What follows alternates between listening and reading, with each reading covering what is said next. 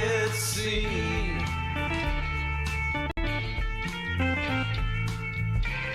I've got a fever of 113. And watching my neighbors turn into zombies. Boot on my face makes me feel uneasy. The commie world order is totally sleazy. Shifty-eyed Bezos counting his cash. Now he can build his moon gulag.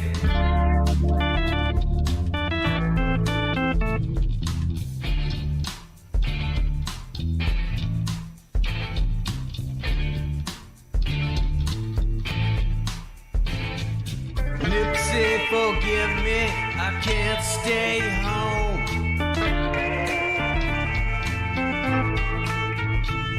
I'm going to the lake, gonna paddle my boat.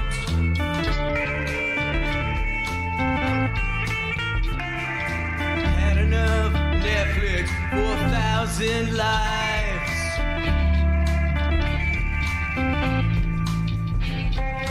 Walking around the food king don't satisfy my mind.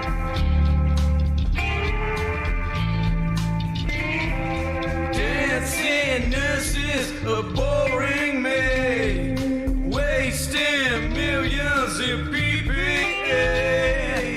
No one is in the hospitals, you see.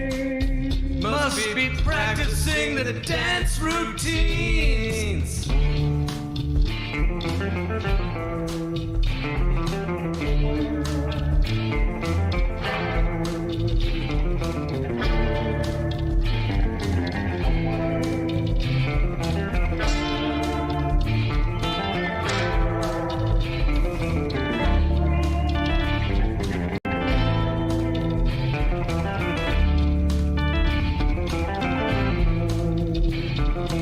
News keeps saying the war zone is real.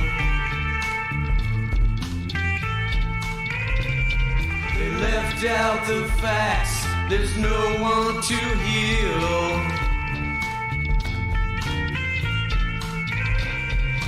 I'm so tired of World War III.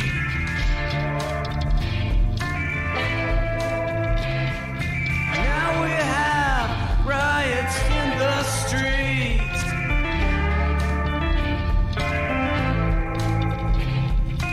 Better wear your mask, boy. Get somebody sick.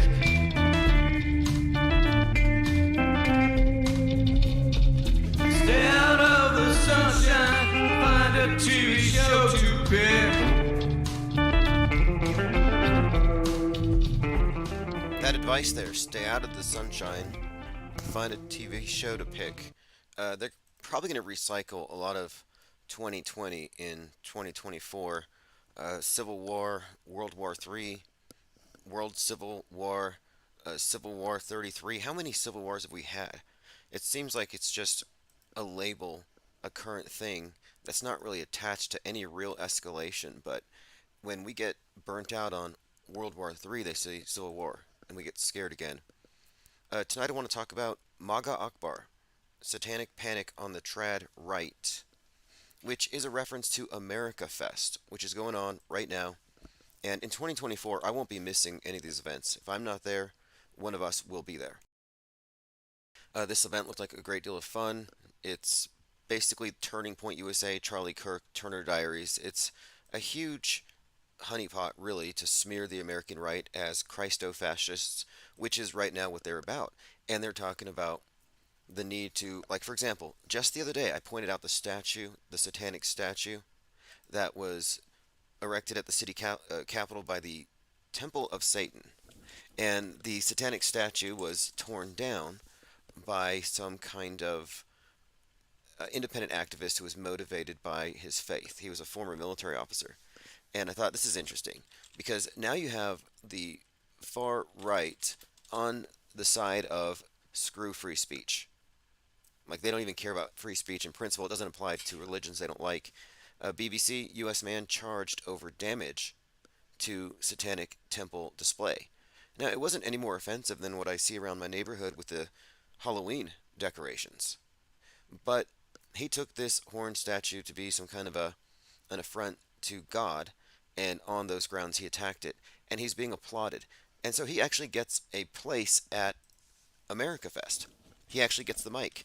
And now, to explain how significant this is, America Fest is Charlie Cook, it's Jack Posobiec, Tucker Carlson, all these very well-known. Looks like the governor of Arizona, former governor Kerry Lake, the soon-to-be politician and walking roadkill QAnon shaman was there as well. So it's a big deal.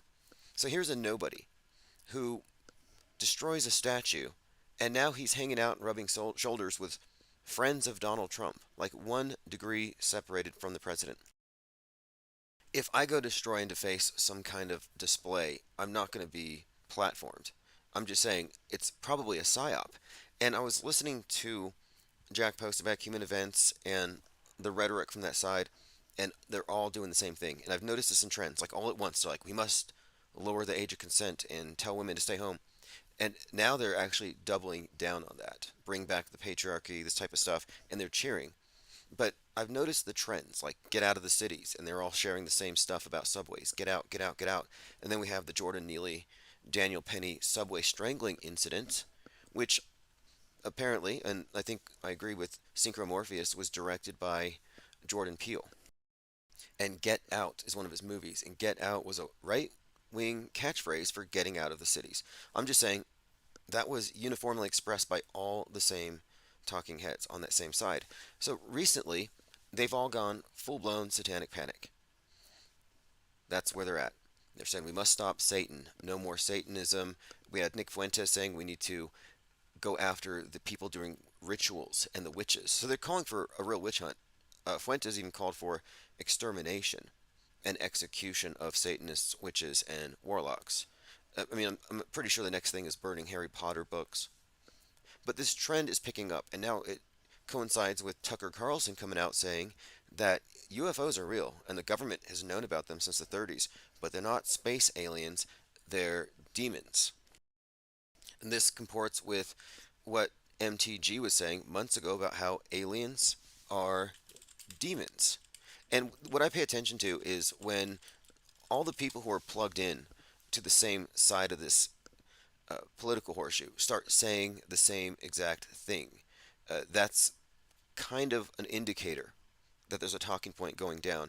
And so now we're getting this discussion about aliens and the right wing considering them to be demons, which is something I've said for some time that if they do arrive, it's not going to be unifying as Ronald Reagan said and suggested. It won't be unifying at all. It'll be specifically partisan. In fact, the aliens are going to be leftist, liberal, globalist, World Economic Forum types who are only coming down here to tell us not to screw up the planet anymore, to give up on our capitalism. That's where it's leading. But it's fascinating that we're seeing these voices on the right, and it's not insignificant. I mean, Tucker Carlson is claiming to have inside information. Even though he's a populist, he can't share it with us, but he specifies. Here's a Vanity Fair. He's been saying this for some time, but dark is the phrase. Dark. What does that mean? What does it mean that these demons are going to be presented as aliens? Very interesting developments. And then the Civil War stuff. We talked about this the other day. There was a shooting in Prague. Blood all over the stairs. Iconic marble stairs. At the same time, there's blood all over the Lincoln Memorial. Fake blood. You could say fake blood in both, but one of them is designated real. So blood on the stairs, what does that mean? But it happens in front of the Lincoln Memorial as Biden has the Civil War Reconciliation Memorial taken down. Then this guy claiming to be Captain America, happens to be 33, tries to break into a military base with an AR-15. And it's Captain America, I learned from a listener, who starts the Civil War in that movie. And News is a movie for all intents and purposes, the way it's scripted, and these plot lines do often align. They're synchronized. And you would be a reality denialist if you said it wasn't so. If you said leave the Obamas behind, I mean that movie was is just so ham-fisted, and it's not even a subtext. It's pretty blatant. It's like hate the West, hate Whitey, racial reckoning, America's got to fall. It's not too subtle about any of it. But the fact of it is, the movie comes out and it happens to coincide with, quote, real life news events like Tesla's being recalled, a reference to the movie. The Chandler Bing slash Matthew Perry death and his connection to Julia Roberts also provides a number of fascinating links. But then you had the hacker situation with Chinese cyber hackers getting into our infrastructure, just like the movie.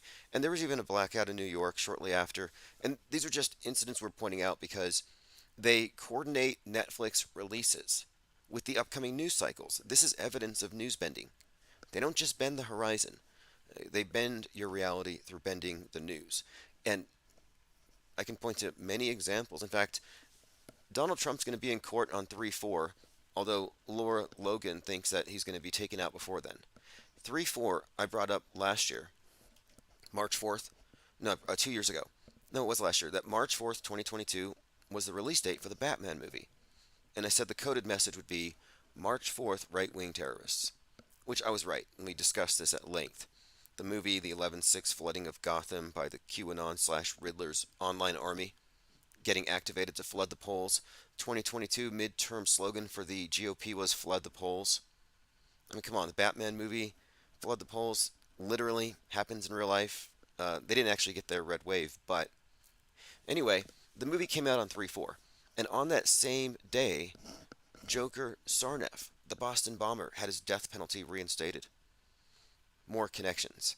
And then, of course, we had the subway shooting in the one subway car that didn't have any CCTV by, was it Frank James with his 33 rounds? Fascinating psyop. We watched that one closely. And there's people on the ground not bleeding. And then someone with a red trench coat walks by and drops off squibby bags, blood bags. It was just ridiculously fake. It was actually comical. But the guy who did the shooting, Frank James, was called the Prophet of Doom. And he had 500 followers online, just like the Riddler. And like the Riddler, he was heckling the mayor for not doing enough for the mental health services and the mental health crisis. So another parallel. Same thing with Joker. They're victims of the system, they're mentally ill, they're not being treated, they're left on their own. The subway represents the underclass that the people high up in their jets don't see, the ones who are causing the climate change that disproportionately affects the poor. You can see it's all class warfare. These movies are actually agitprop top to bottom. And there's a few more things, in fact, I was thinking about today. Because Jack Posobiec, again, if you don't know who he is, Human Events, he's a big deal because he is the guy who really kicked off Pizzagate, live streaming from Comet Pizza. And Pizzagate is a new satanic panic. And he's glowingly describing at Phoenix, at this America First event, he's describing how he is of the generation, the children of the original satanic panic mothers. The ones that panicked over Dungeons and Dragons. Well, this is right out of Stranger Things, the TV series Stranger Things about the satanic panic in the 80s. And I pointed this out because Posobiec made a big deal about Audrey Hale being a Satanist and how she shot the stained glass of Adam and killed Christian children and had a manifesto. And he said she was in hell. And he did a countdown. Like, Audrey Hale has been in hell for 2 weeks. Well, the whole movie Stranger Things is about this character who looks just like Audrey Hale, Elle, going to hell. It's the underworld thing. But anyway, there's a lot of Stranger Things tie-ins to the mass shooters of 2023 that were coming from the political left, including the July 4th shooter last year, which was another tie-in. What I'm pointing out here is that Jack Posobiec's narrative has been to terrify the right wing about Satanism and to get them to suddenly care about mass shootings, because primarily the right didn't care. They just blamed it on SSRIs and waved it off, like, you're not going to get my guns. They didn't care. Now that a Christian school has been shot up by a left-wing trans activist ideologue, according to Jack Posobiec. That's what he's describing her as, that she was radicalized online. Now they care. In fact, the Nashville Covenant shooting is the right wing Sandy Hook. So he's been building up this satanic panic thing for some time. He participated in an exorcism of Dodgers Stadium after some drag queen nuns performed there. Now, I'm saying this is all theater. I don't believe that they actually believe any of this stuff. But they're really hyping it up. They're hyping up the Satan stuff, and then Tucker Carlson, the Satan stuff. Anyway, so Posobiec says that the number one movie of the year is Sound of Freedom. And after everyone cheers, he reads from like Ephesians 6:11 about putting on the full armor of God. Now think about it. Ephesians 6:11, armor of God. 6:11 is a major key number whenever you talk about the Turner Diaries and the right wing.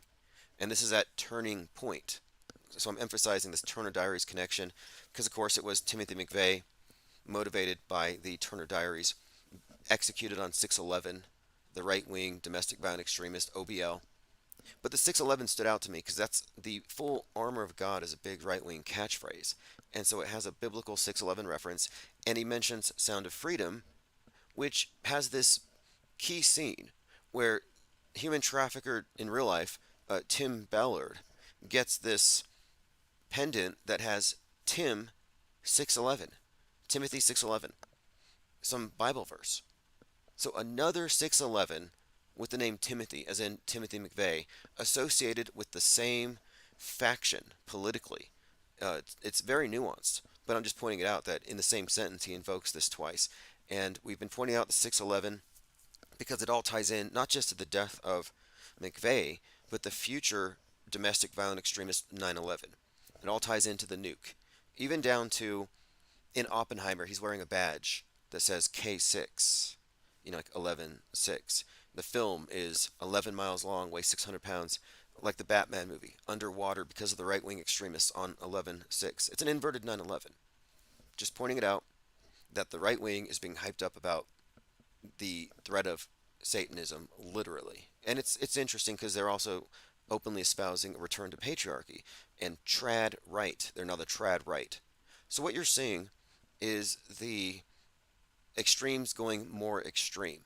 That's exactly what you're saying, and we've seen the buildup all year. Get out of the cities, go rural, focus on growing your families and having a bunch of babies out in the farms and stay away from the subways. They've been building this up for some time. I call it the MAGA ban, and they're Make America Great Again. Yeah, they want it to be MAGAstan, and getting rid of false idols, breaking statues.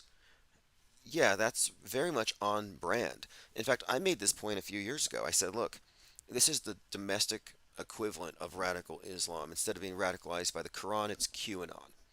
Instead of terror cells, it's incels. Holy warriors who are sexually repressed. Same thing. What are they attacking? What are incels attacking that the jihadists aren't attacking? It's the same thing. Uh, in fact, it's like the West, it's the Great Satan, it's the Deep State, it's the media, specifically Jewish media, as they would say it. And you see all these overlaps between these domestic and these foreign terrorists, where it's a one-for-one matchup. And I've been saying they've been building this up, and it's certainly going somewhere. In fact, there's more because I hear often on the far right, they're constantly complaining about women uncovered in the gym. And again, I point this out because I listen to a disparate group of podcasts, and they all get the memos on the same day. It's an echo chamber. You get those videos where you hear the mainstream media, and they all say, and this is a threat to our democracy. And then you hear 5 other news stations, and 10 and 20, and it just goes exponential until you have a chorus all saying, this is a threat to our democracy. You get the same thing with the alt media. It's just not as big. But you have to have this broad-based, what we call metascript perspective. All right, let's see who has joined us. I sent out text alerts, so we should have an influx to the raft. All right, we are joined by Diggs, Thustazar, Destiny, McDirtywork, Diana South, Peace Circle 360, Wheeze, Invalus, Ears Up, Gematria 101, Lord Laney says Auto Hoax O'Clock. Ooh, Gematria 101 says Civil War lasted 3 years, 11 months. Jay Diggs says, I think he's running for office. Yes, yes, the walking roadkill QAnon shaman. They're trying to call him the American shaman. They're trying to erase the fact that he was running into the Capitol for Q. Look, if I served 27 months in prison because of some anonymous shitposter, I would get subpoenas out there. I would find out who it was. No, nobody seems to care. But they will once it gets out, and we're behind that. I'm not going to spend any more time on it till I have updated information. The next thing's a hearing. Okay, let's see what we have here. Elephant Tusk says, stay in the middle and you won't get caught up in the drama. It's all about creating extreme polarization. Yet neutrality, suspension of judgment, saying I don't know. And when someone tries to rush you to make a decision or you're bad, for example, Ben Shapiro. Ben Shapiro was like, if you're not enraged about the 40 dead babies, then you're not my friend and you're an anti-Semite. It's like, wait a minute. I need to find out if I can even trust the news. And nobody wanted there to be 40 dead babies more than him. And my thinking here is, of course, he buys into the agitprop as everybody else does and reacts emotionally when something strikes him for personal reasons, as most people do. People will say, don't say that because I know somebody who knows somebody. And I used to get that a lot, and I called it out. You have to be irreverent to be an auto hoaxer. You really do. It's like you couldn't be an atheist challenging some theocratic state without being willing to blaspheme or contradict it. And sometimes you have to be irreverent. When you had that truck attack in Nice, which was around Christmas time a few years ago, I was scolded and banned from YouTube chat by, I think it was Paul Joseph Watson himself from InfoWars at the time. Paul Joseph Watson was screeching, "No auto hoaxers. Don't call it fake. It's not nice to the families. What if you knew somebody who knew somebody?" It was all that. And so I got banned for Nice. So I'm streaming about it on my own channel, and I get some random in the chat, and he's like, "Why are you calling these people fake? That's my girlfriend." I'm like, "Your girlfriend is a rubber training dummy dumped out of the back of a truck?" And even if that was true, even if this guy's girlfriend was dead in the street or dying in the street because she got hit by a truck, why is he on an obscure YouTube channel of fringe media analysts instead of being at the hospital at her side as she's dying? And I asked him this. I said, "Why aren't you at the hospital? You're over here trying to make sure that I believe it. Go take a selfie with her." But we don't get that so much anymore because it can't stand up to scrutiny. I used to get people calling in saying, "I know somebody that died on 9/11." I'm like, "What's the name?" "Oh, I don't want to say." Come on, it's public info. Give me the initials. And they'll be like, BX. I'm like, I look it up, there's no name. I've had so many people lie. Crisis liars. Almost as bad as crisis actors. I respect crisis actors because, I respect the grind. They're working. It's their craft. They're getting paid. Some of them worked out deals and they're doing what they have to survive. They're not in the Screen Actors Guild. They don't have the same protections. And likely they'll be replaced and phased out with AI. But the crisis liars who lie online and aren't getting paid for it, I have zero respect. Like, what are you doing? You're on the wrong side of the screen and you're covered in fake theatrical blood and you're crying for fake dead people. Like, where are your priorities? What about the real victims? Save your loosh for the real victims of the mind war. The trauma-induced mind control victims in this mass Stockholm Syndrome society. Elephant Tusk says, stay indifferent. See, we have something here. It's called the overview effect. The astronauts claim to have it. They're lying. They claim that they've gone so high up into space that when they look down at the Earth, they don't see nations or political factions. Nope, they just see one and one world to protect. And they come down super elevated and they tell us to do better because they're so elevated now. Well, that's a bunch of crap because they don't go high enough and they're lying. None of them have had that effect. They didn't have a cognitive shift. They're trying to say they've had a cognitive shift called the overview effect. We've had the cognitive shift. If you have removed the digital hoodwink and stepped back from the screen and the mainstream mediation is your primary frame of reference and you still include objective reality in your overall view, then you've had the overview effect. You have already transcended the world stage. So you don't have to get in the middle. The middle's blue pill dream world, kind of safe, but also scared and apathetic. Like I was driving with the blue pillar, and they said, "Hey, you hear about all those dead babies?" And I was like, "Yeah, nice weather today." And they're like, "Yeah, it's great. Let's go hiking." Just like that. And the thing is, they believed in the dead babies. I knew it was a hoax, so I didn't care. I was like, "Let's talk about the weather." And they were like, "Yeah, dead baby, sad. Let's go hiking." And I'm like, "Well, I'm not apathetic because if I thought those babies were real, I would have I would have responded appropriately, but I knew it was fake." So, no, the middle is generally milk toast, lukewarm, fence squatter, uh, I guess comfort in the herd. So the middle's not even a safe space. Plus, you're the target on the left and on the right of the mind war itself. The best space to be, I believe, is again above the fray, outside, beyond the perimeter of acceptable discourse, out here where they censor us, out here, and what they say is the darkness. We're in the no man's land. We're not supposed to be out here. We're beyond the border line or the border. Yeah, they call it the borderline content. I always hated that. Like, wait, borderline content. So you have the acceptable content in the middle here, and we all have to face towards it. And at the edge, yeah, we gotta get rid of that stuff. But what happens when you push it all off the edge? Well, now what was formerly a layer away from the edge is now the new edge. Well, the new edge is offensive. You got to push that off, and eventually you shrink the universe of ideas. And in order to be rooted in objective reality, you have to account for what they don't put into your frame of reference, what they omit. So we spend a lot of our time on the omissions, on the puzzle pieces that don't fit in the puzzle that they give us, the complete picture. Like, yeah, this is the completed puzzle, and I'm like, well, what about these extra pieces and all those obvious gaps where you forced the pieces in? And it doesn't even make sense. It's like abstract.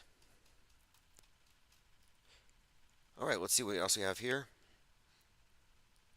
Diana South says the Abraham Lincoln statue is 19 feet tall. Joined by Shannon Jones, Isabel Ann. And if you got the text alerts, I want to say thanks to all those who've been putting in the super chats. That goes right into paying for credits. That's one of the main things I put it right into because it's worth it.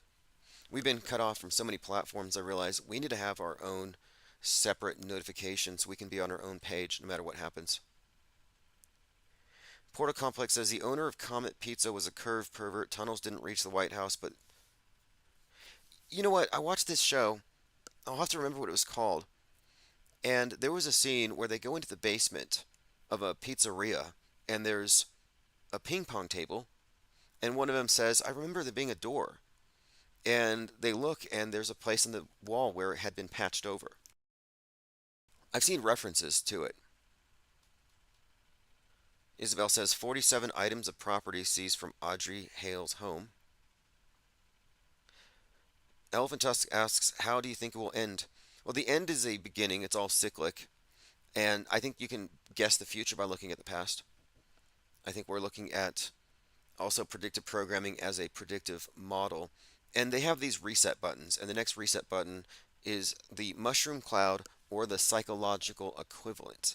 So I'm very open to the mushroom cloud, the nuke being, or even like disease X, a mind virus, a mental, um, we'll say, an event that might be so disruptive that they have to block out portions of the internet and reset how we communicate because the free flow of information is creating monsters. And remember, the director of Civil War, which is coming out in the spring, directed 28 Days Later, about chimpanzees in a laboratory who caught rage viruses by watching US media. So they're watching fake news thinking it's real, and they get really violent.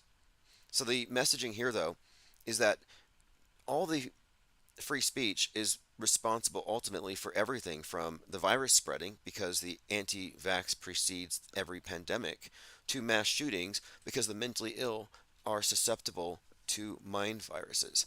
And this latest shooting in Prague is going to underscore this point because they're going to say, look, they've got gun control. Gun control can't stop a madman.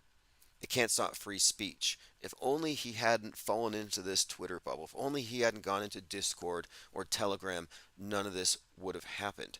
And he was in Telegram. So I think it's pretty clear that they're Well, okay, so how will it all end? I actually did a book called The Metascript Decoded, and in this, I was describing how the Great Reset is coinciding with the New Age, the age of Horus or Mars, which is this concept of a new world of, I think, sustainability, neo feudalism, an age, what Joseph Atwell recently referred to as an archaic revival. That we are being, I mean, humanity is being put into a simulation. Not a literal matrix simulation, but they're becoming very dependent on their internalized representation of the world more than their actual lived experience. And this has become increasingly severe as physical restrictions on mobility increase for whatever reasons they give us. So the metaverse heads are going to be disconnected from reality in the way that people who are deeply immersed in religious cults are. So it's nothing new. I wouldn't be surprised if they move people into Mars like bunkers, like Mars preparation centers. But anyway, the future is in darkenment. And what I mean is, as the masses go into an increasingly dumbed down, kind of like Wall-E. If you've seen Wall-E, it really tells the future. It shows how, in the future, mankind has destroyed the world. In fact, space is covered with space junk, so we get onto a space ark. The whole movie is basically a retelling of Noah's Ark. And instead of a dove bringing a branch to the ark, it's a white robot that looks like a dove that brings a living plant to show life is possible back on Earth, and it goes up to this space ark. But in this future, mankind is totally catered to by robots. They spend all their time staring at a screen in a recliner. Their muscles have atrophied, they're bloated and fat, they live in space, zero G, no effort. So the robot slave class has made it unnecessary for them to exert any effort of any kind. So they're a bunch of ignorant space cadets just floating around, completely decadent. And they're ruled over by a robot called Otto, which looks like HAL 9000. So they're on autopilot. Mankind is just there for the entertainment. And in a way, it's a very sad spectacle.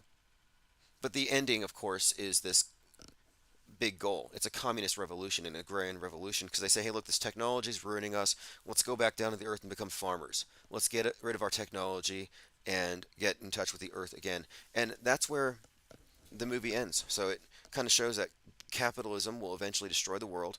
And throughout the movie, which is an animation by Pixar, which has the 113 stuff in it, 311, 113, they pretty much badmouth and demonize humans. And robots are looked at as sympathetic. Like poor Wall-E has to clean up after us, after these. And if you look at it from the Marxist class warfare perspective, the robots represent the poor, and Americans are the fat, decadent enslavers of the robots. All right, let's go ahead and continue here, going through your comments. One more thing. In the movie, the president declares Directive 113, and he puts on a gas mask, and it was the directive that means leave the world behind. It's no longer habitable. Okay, going through your comments. Fascinating. Elvin Tusk says, you don't think the whole useless eaters narrative is in play? No, I don't believe there's any agenda that involves extermination.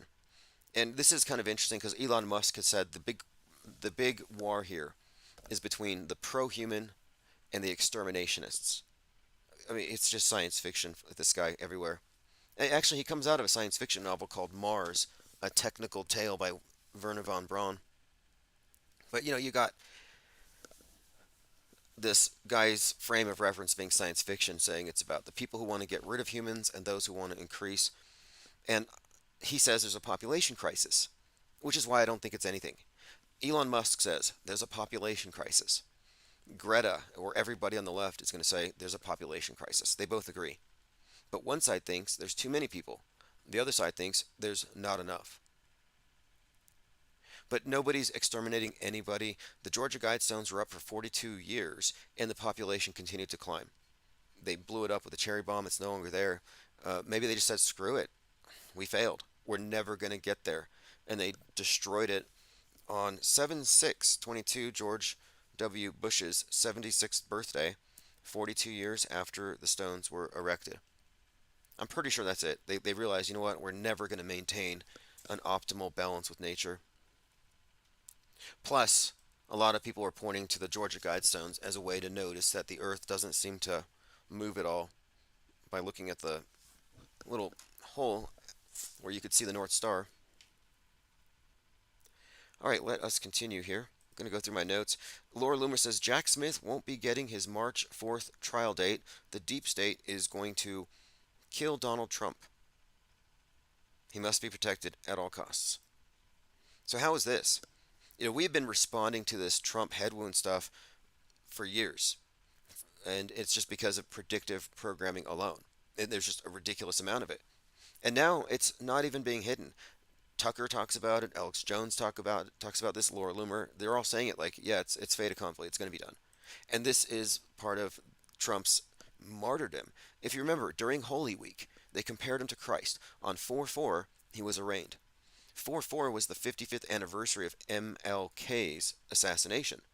And at that point, Trump was being compared to Moses and to Jesus and to King David. But MLK was Moses, the promised land. And what is the promised land? MAGA. That's what the promised land is. It's MAGA.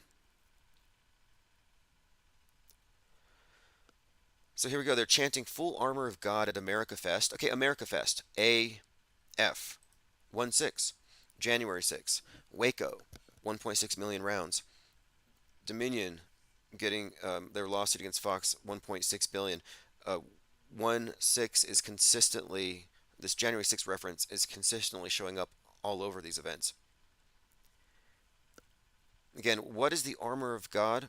It's a passage that Paul uses in Ephesians 6:11, and it kind of makes an analogy between armor and protection from God and all this stuff. But again, Sound of Freedom #1 movie has Timothy 6:11, which I think is a Timothy McVeigh 6:11 execution date reference. Timothy McVeigh was radicalized at Waco, who were raided over 1.6 million rounds. Alex Jones was also radicalized at Waco and showed up at 1/6.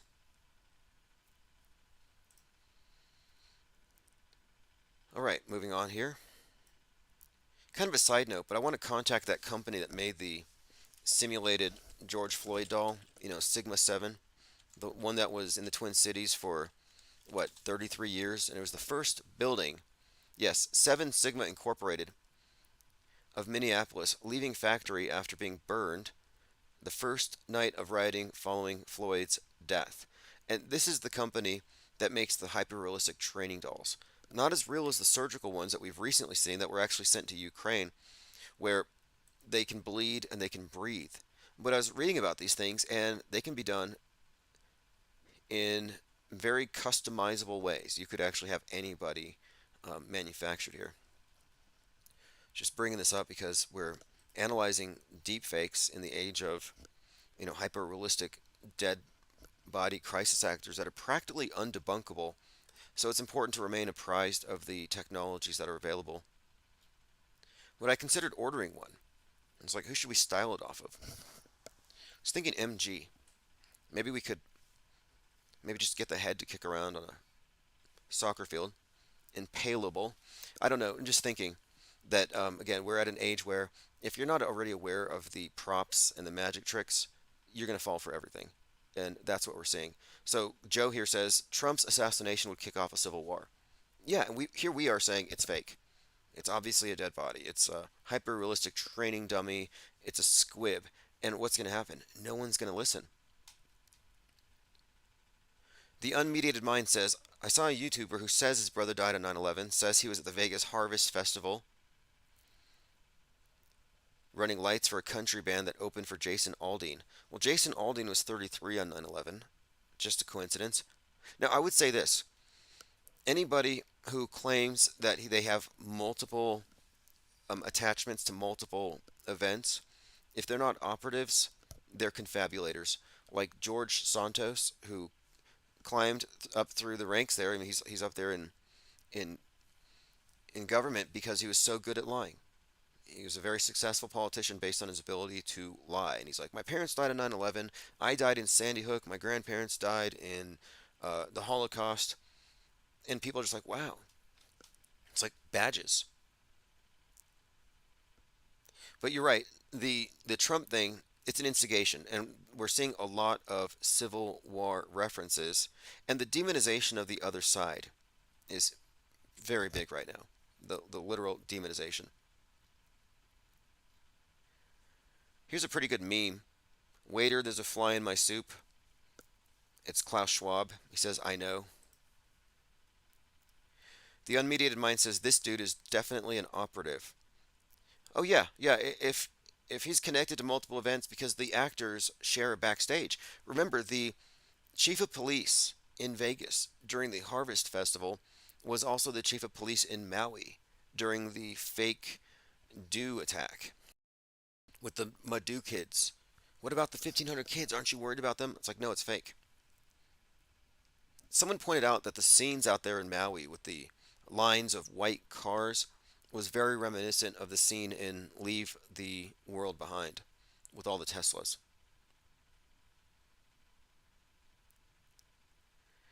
Legal Man said it's pointless to try to talk to people about the fraud of government, which is using something that some people can't even think to see it or accept it because the government is spraying them like bugs. And my response was, beautiful cirrus clouds. Thank you for sharing. I'm no longer debating whether or not chemtrails exist because I know it's a bad faith argument coming from an argument of, well, an appeal to ignorance, a loaded question, a shifting of the burden of proof. I'm not a fan. However, I do think that anthropogenic cirrus clouds are beautiful, and I'm willing to argue on the aesthetics. So if you want to call in and debate me and describe to me how lines of ice crystals across the sky are ugly, I'm all ears. But I'm convinced that these things are the opposite of ugly, and I'd be willing to get some experts.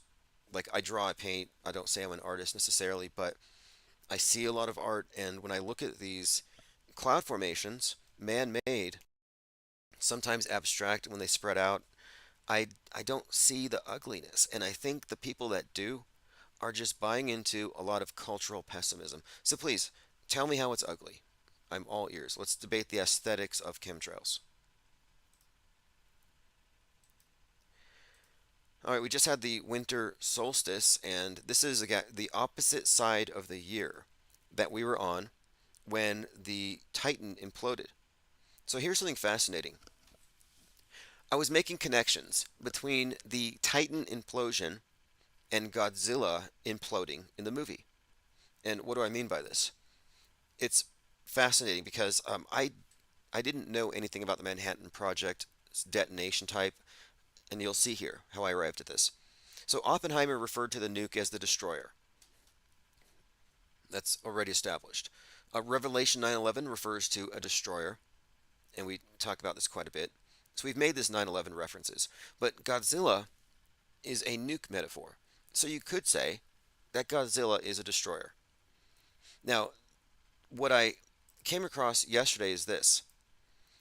Again, the Titan going down to the Titanic, we have associated with this Godzilla because, of course, the destroyer and the Titanic being a symbol of the West, and of course, the sinking of the Titanic and the sinking of the Twin Towers have been correlated.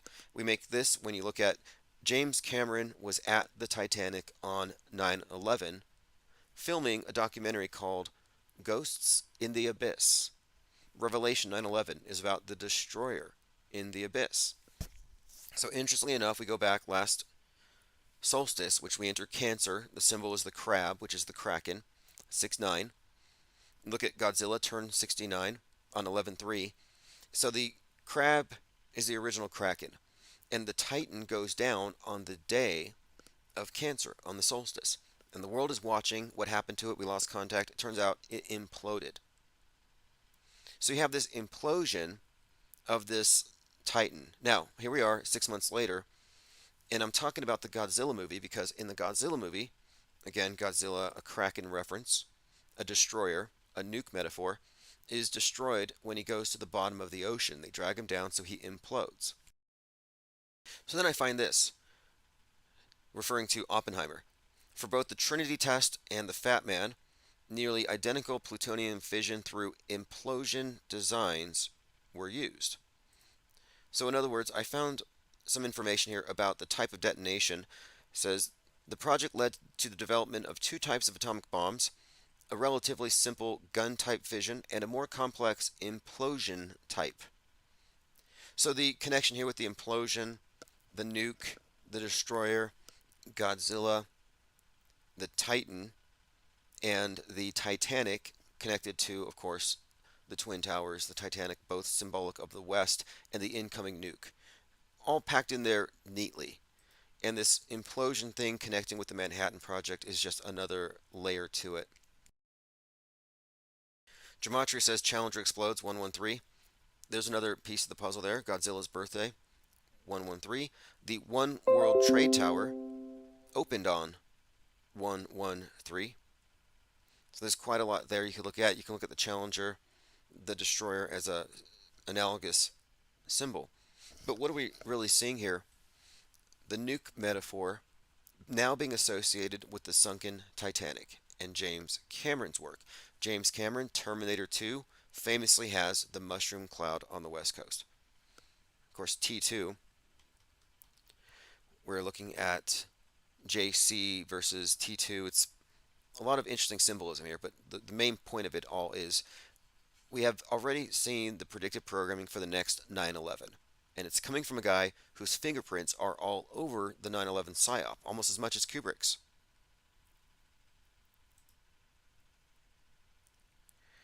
All right, let's continue here. The Tucker was talking about flat Earth last month. Now he's talking about the Nephilim. Let me play this clip because Tucker Carlson, again, is part of the same far fringe political horseshoe right fake populist who can't tell you what he knows because he's not really one of you. But he's at turning point, and again, they're getting into the conversation about demons and how this is ultimately a spiritual war. It's another one of his talking points. This is not political, it's spiritual. No one would care. It's like demonstrably untrue. That's why the flat earth people have been able to cruise beneath the radar for so long. Because and by the way, I'm not discounting that possibility for the record in case any are here. Now, he did say he doesn't believe in the flat earth because he goes hunting and he accounts for the curvature of the earth when he shoots his rifle, which is interesting. I've never heard of anybody accounting for the curvature of the earth. Snipers or internet snipers, people who pretend to be snipers online, will expertly tell us about how, oh yeah, we account for the rotation of the earth all the time. So they're about to fire a round at a target far away. They bring out a calculator. They do a little math. They aim a little to the right. They hit their target. Accounting for it, they actually pull the trigger, and the earth rotates the target into the path of the bullet. But that's not what Tucker does. Tucker accounts for the curvature of the earth when he shoots at deer. Again, I don't know how that works. Okay, next. Because I am an open-minded man. Present me the evidence of its flatness and I will amplify it. Okay, well, the evidence of its flatness is it's self-evidently flat and stationary. If you say otherwise, you're lying. You cannot tell me that you experience the earth as anything but flat and stationary. The best you can say is, okay, fine, it's flat and stationary from my perspective, but my TV screen. The movies, the TV screen, the media, it says it's a ball, it's curved. The pictures, the artwork, the models. Okay, I see. So your head is through the screen, you're wearing the digital hoodwink, and your interpretation of reality bypasses your individual perceptions, so you can be part of this collective perception. That's the definition of a world stager. And Tucker is a world stager, because the burden of proof for the ball has yet to be provided unless you accept garbage science fiction flops as evidence. The people who run our society. Like the people who run our like the 25-year blooper reel we call the people who run our society consider themselves gods. Okay, here's Tucker talking about Nephilim. And that's why they're not explaining. They think they're more than human. Oh, obviously. Yeah, I go, they're not even human because humans care about their environment and their neighbors, and humans care about, other people's children. Of course. And humans care about living things. I love Tucker, how his interview style is to get the most far out fringy person to just unload, and he just agrees with everything they say. There's nothing you said that I disagree with. And it really gets them to open up. I like his interview style. Totally uncritical here.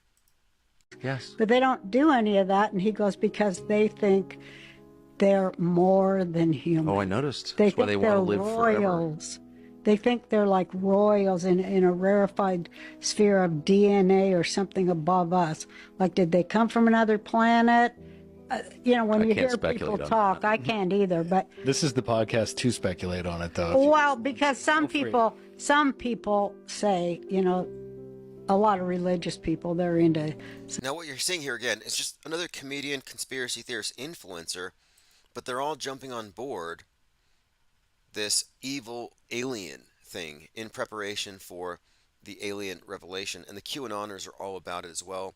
Oh, it's the reptoids are Democrats, and the Nordic and the blue avians are Republicans, and the grays are independents. Some deep rabbit holes of things, and I don't know. Well, you can see why they are, though. I mean, so speaking for myself, I have no idea what's going on. I don't know if this is the Nephilim, right? I was going to say. I don't. I know. Here we go. That's what I said. No. Let me just you say. heard. I said You're I fine. don't know Right. anything about that stuff. Okay, I'm a does. very ordinary middle-aged man who spent his life following politics and Right. theology, but I do know that whatever's going on is very deep. Yeah. I've spent my whole life around politicians and seen decisions get made, interviewed. Anyway, we're going to hear more of this, I'm sure, and there's going to be more people on the right espousing the belief that aliens are scary. Okay, what do we have here? I've been talking about how psyops follow art and life follows psyops. I was looking into this latest shooter in Prague and how he's kind of similar to many others. He has a diary like the Buffalo shooter posted online. And I was looking back and I was like, does he have a manifesto? Is he copying anybody? Because Anders Breivik, who plagiarized off of the Unabomber quite a lot, but Anders Breivik is the one in 2011 who had 77 victims on the Labor Party. Totally fake CGI character. We've looked into this one, but his manifesto has been recycled. They don't just recycle scripts and actors; they actually recycle manifestos. But anyway, I was looking up this character and it says, a study of Anders Breivik's rampage has echoes of American Psycho.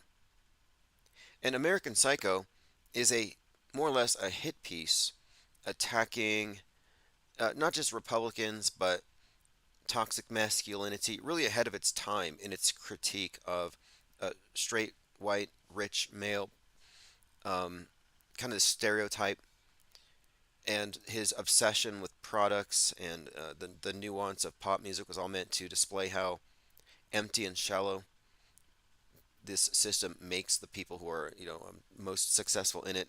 And it's just a big hit piece, so it makes sense that they would have a right-wing shooter identify with American Psycho. But the article here says he withdrew to a remote farm where he made his bomb, and in his diary, because a lot of these mass shooters are just very introspective and they all write diaries, he says between detailing his homicidal plans, he described himself as a refined individual dressing in expensive brand clothing as if he was channeling Patrick Bateman from American Psycho. Just another example. A Dukes of Hazzard actor suggests that somebody hangs Biden. He deleted the comment, but this is John Schneider, who's been visited by the Secret Service. Dukes of Hazzard, of course, the obvious association is what? The South. You're probably thinking the Confederate flag. But the federal agency charged with protecting the president and his families have opened a probe into the Dukes of Hazzard. And this comes a few days after Biden's motorcade was hit by a car after he was asked about losing to Trump.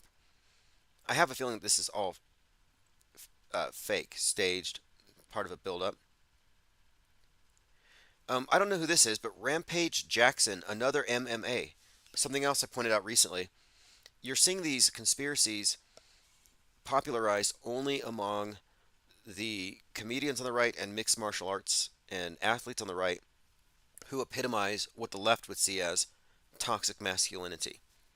They really make conspiracy theory part of the right. And that's because what a conspiracy theory is, in truth, if you're being completely honest, it's a theory about how things work, the best explanation, but this applies to both sides. Like, you couldn't say that global warming isn't a conspiracy theory.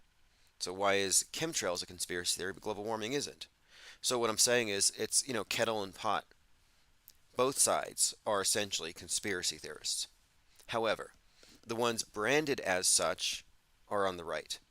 And they've made this point and they've made this association starting from Joe Rogan on down. In fact, Joe Rogan is the reason why Spotify ramped up the censorship because of his use of the N-word, anti-vax, and now they're targeting, of course, this idea of toxic masculinity, which ties into the gun.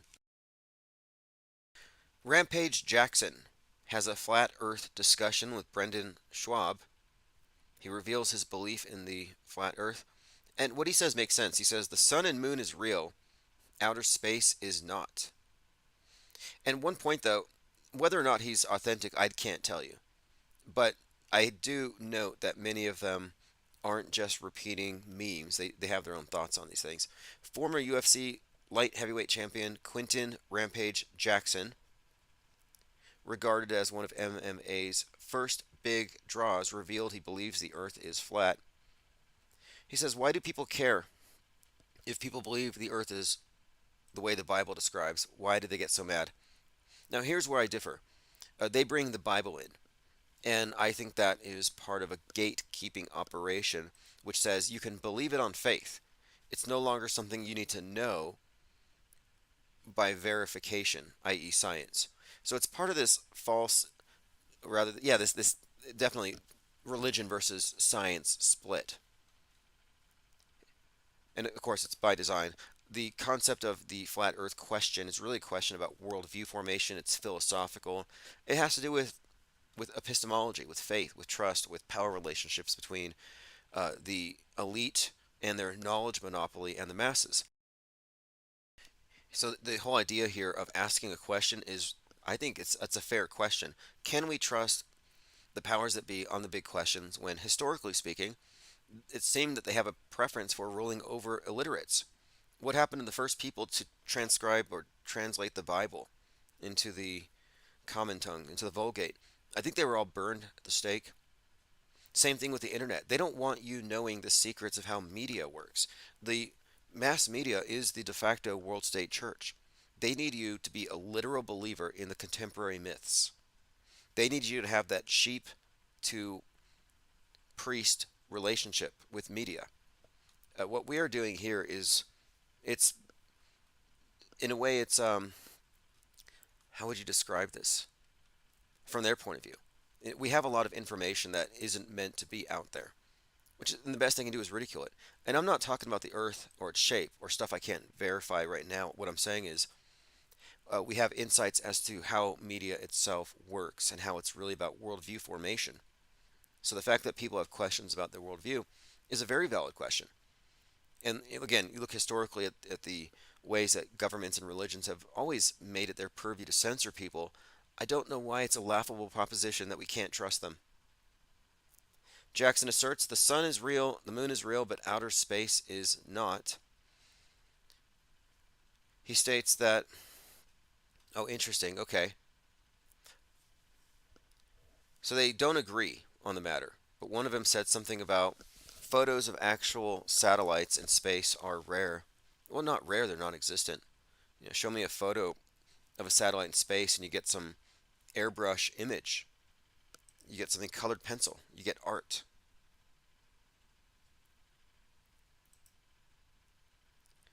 Let's see what we have here.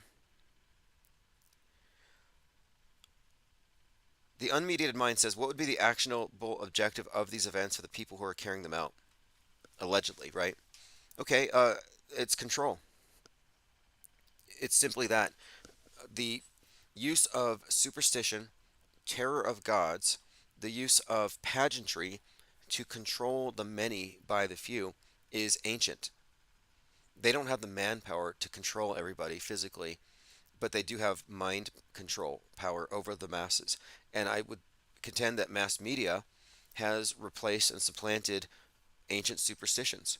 That we're not in an age of information, we're in an age of misinformation, and the information is really kept, as far as a cohesive understanding of how media works, it's in the hands of the privileged few. There's an esoteric aspect to it in a way. But the purpose of it is mind control. That's a huge part of it. That's the primary part of it. Just like the movie The Village, it explains it entirely. And so the question here is, do we live in a world of people who are so unruly that they need this? The movie Leave the World Behind made this a point. Julia Roberts' character said, we live in an agreed upon mass delusion because we're so terrible, indicating that we need it. And I think it might have been a reveal that, yeah, we do live in this situation because it's better than the alternative. So here's a Wikipedia article which talks about this concept. Here's from Polybius. He says, superstition maintains the cohesion of the Roman state.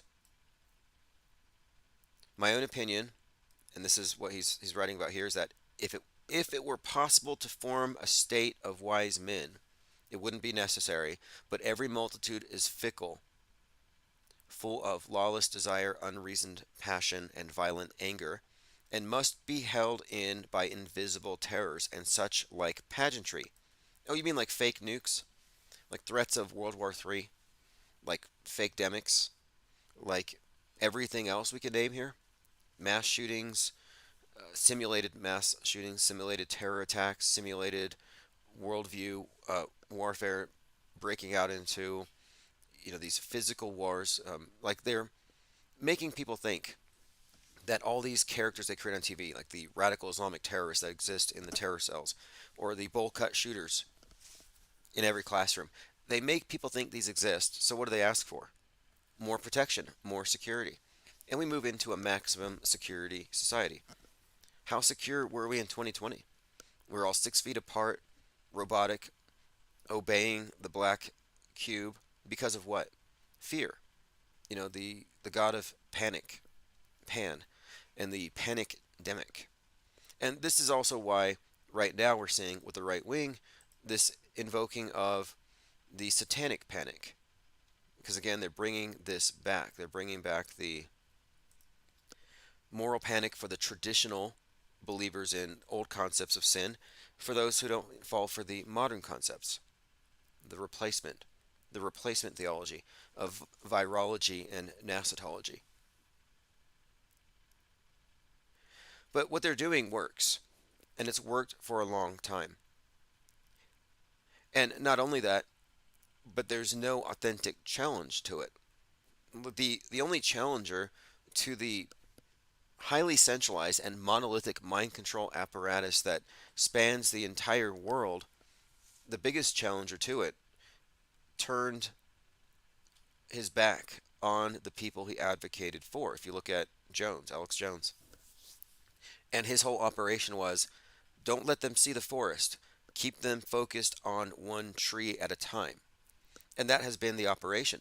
And unless you've had the overview effect, unless you've stepped away from the world stage and you recognize it as a separate construct distinct from the real world, that the TV, the screen, is not a window to the world but a filter, unless you've had that, you wouldn't see the forest. You'd be left, like everyone else in the truther community, is this next shooting real? I don't know, let's wait and see. Is this next one real? Okay, I think this one's fake. I think this one might be real. I think these kids did die, but that's definitely fake. So they think it's hit or miss. They think it's real until proven fake, and they fake us out whenever they can. That is an inverted epistemology. They're on the wrong side of the screen.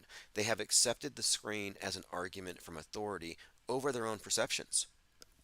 Stepping back from that, rejecting every premise until you can substantiate it, that halting, that suspension of judgment, that skepticism is the only way, I believe, that one can see the big picture without being an insider, knowing how it works. But even the insiders, are going to be only let in on their compartment. It's very compartmentalized.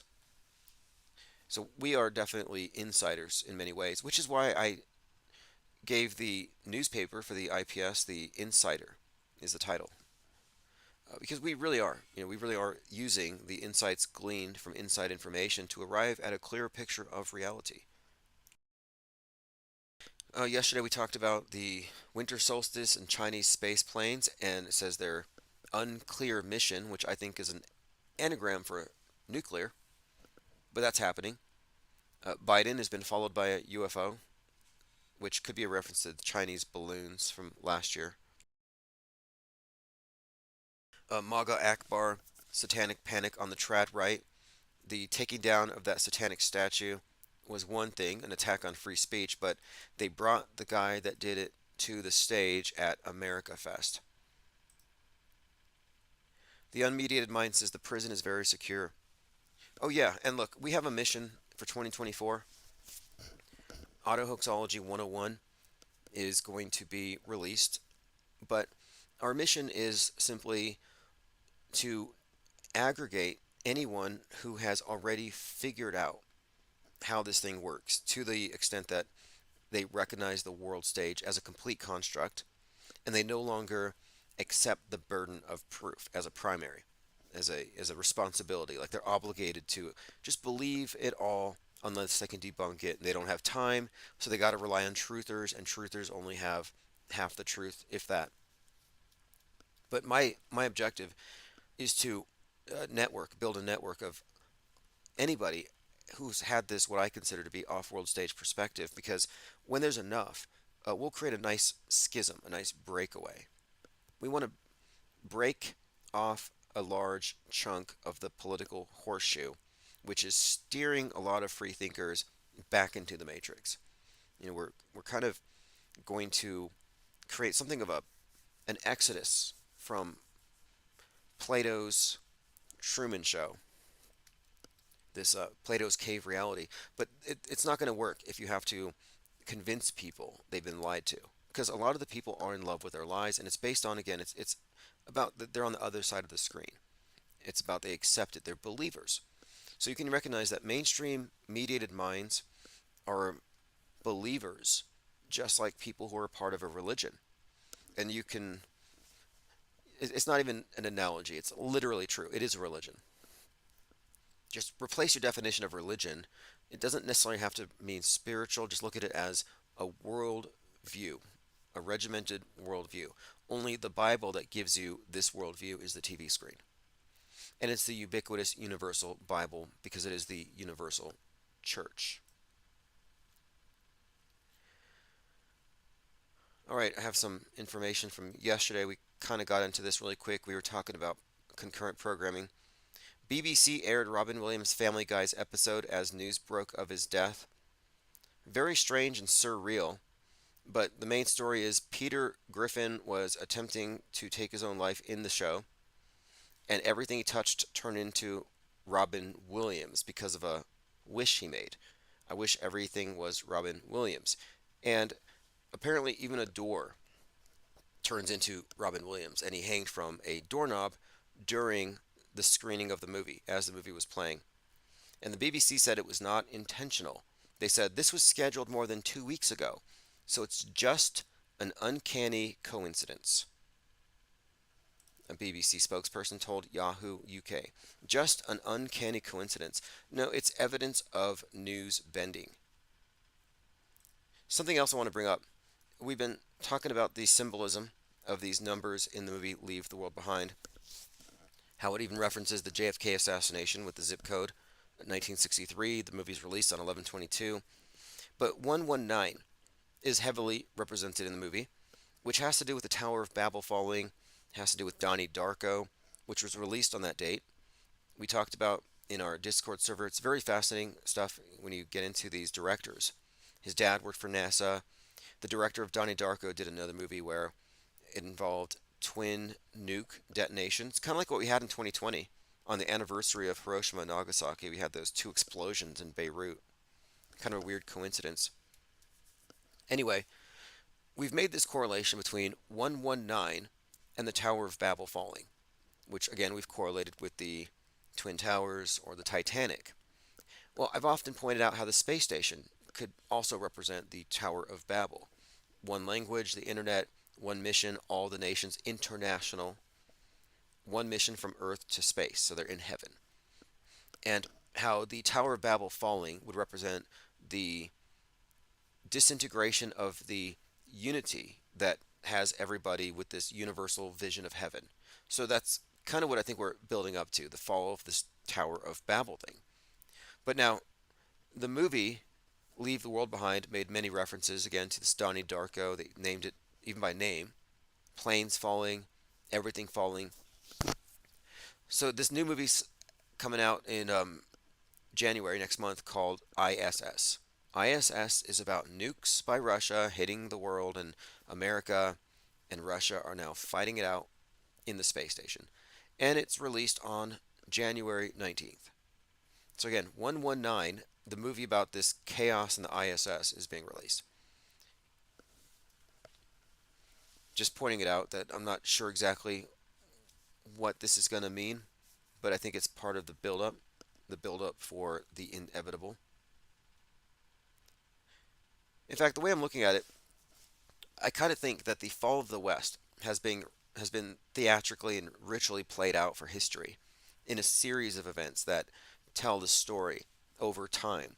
Sinking of the Titanic, the Twin Towers falling, and I think the space station, when the space program, the ultimate expression of man's hubris, his arrogance, thinking he can leave the Earth and go populate the world, I mean the universe, but he has to rise above his human nature, and he's not going to do it. Like, I think there's some kind of irony in this as the West falls, too big to fail, and it's coming. Don't Look Up made this very clear. If you haven't seen Don't Look Up, Leonardo DiCaprio is the agoraphobic scientist warning the world that in 6 months, 14 days, the world's going to be hit. 6/14 happens to be Trump's birthday, by the way. But in this movie, it's greed and capitalism that causes them to mine rather than divert the comet, which hits the Earth, which represents the Titanic being hit by an iceberg, too big to fail.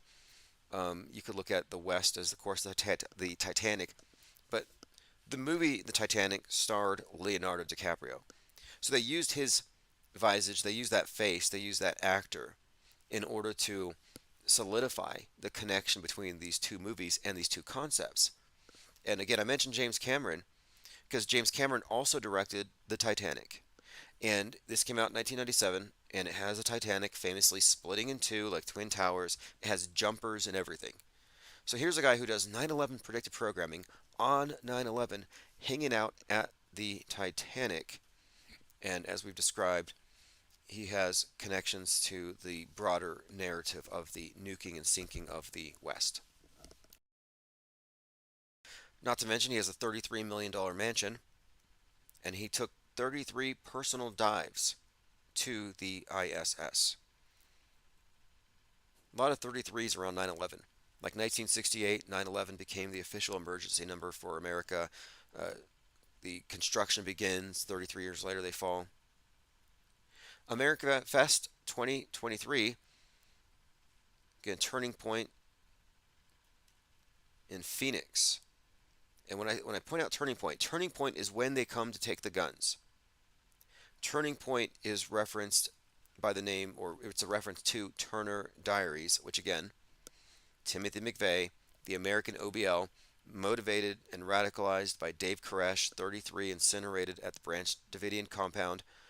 Simultaneously, Alex Jones was there, also being radicalized by that event, which is sort of the starting point for what we're seeing here with this Christo-fascist American nationalism, which is really, if you ask me, this is a straw man, and these are all agitators and provocateurs, and it's just run, I think. It's just run by a bunch of bad actors. I've been following the speeches, and again, they brought the guy onto the stage, Michael Cassidy, who took down the Satanic Temple's statue. The organizers of the conference, Charlie Kirk, they say it's supported by right-wing multi-millionaires and dark money networks. says here it's also a lot of people from Stop the Steal. Here you have QAnon shaman hanging out with Marjorie Taylor Greene. Jacob Chansley, he's going to be running for, he's going to be a politician. He and Alex Stein are going to be president and VP in probably 2028.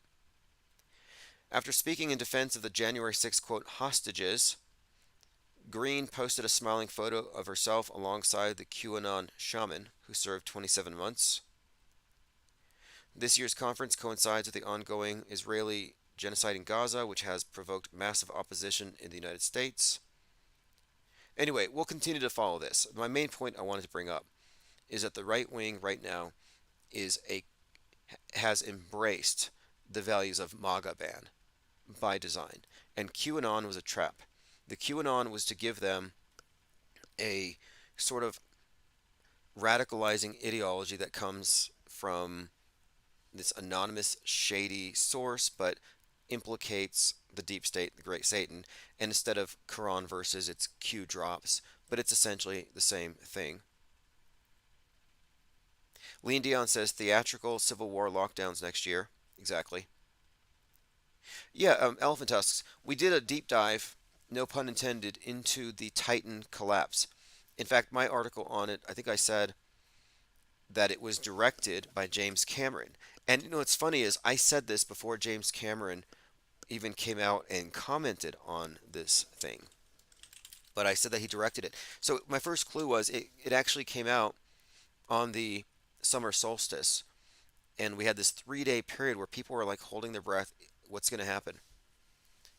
Let me go ahead and see if I can find the article that about James Cameron's directing of this.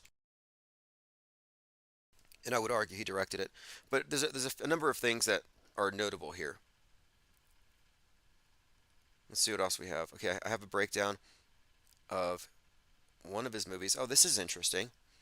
On the original timeline in Terminator 2, Judgment Day occurs on August 29th, 1997.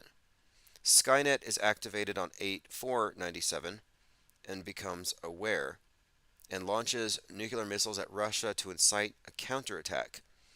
August 29th on the Julian calendar is 9/11 on the Gregorian calendar. So just another connection between 9/11, James Cameron, and of course the Terminator flick.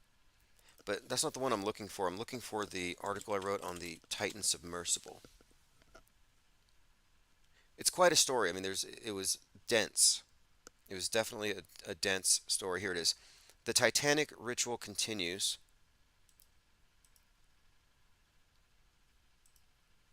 Here we go.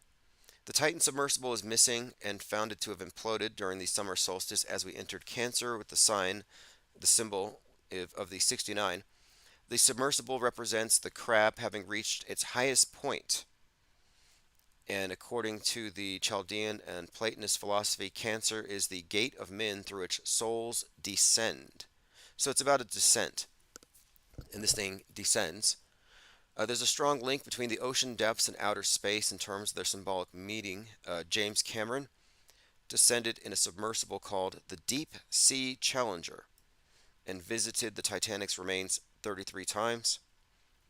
We've already talked about this. Again, Revelation 9/11. The angel of the abyss, his name is Abaddon, and that is the destroyer.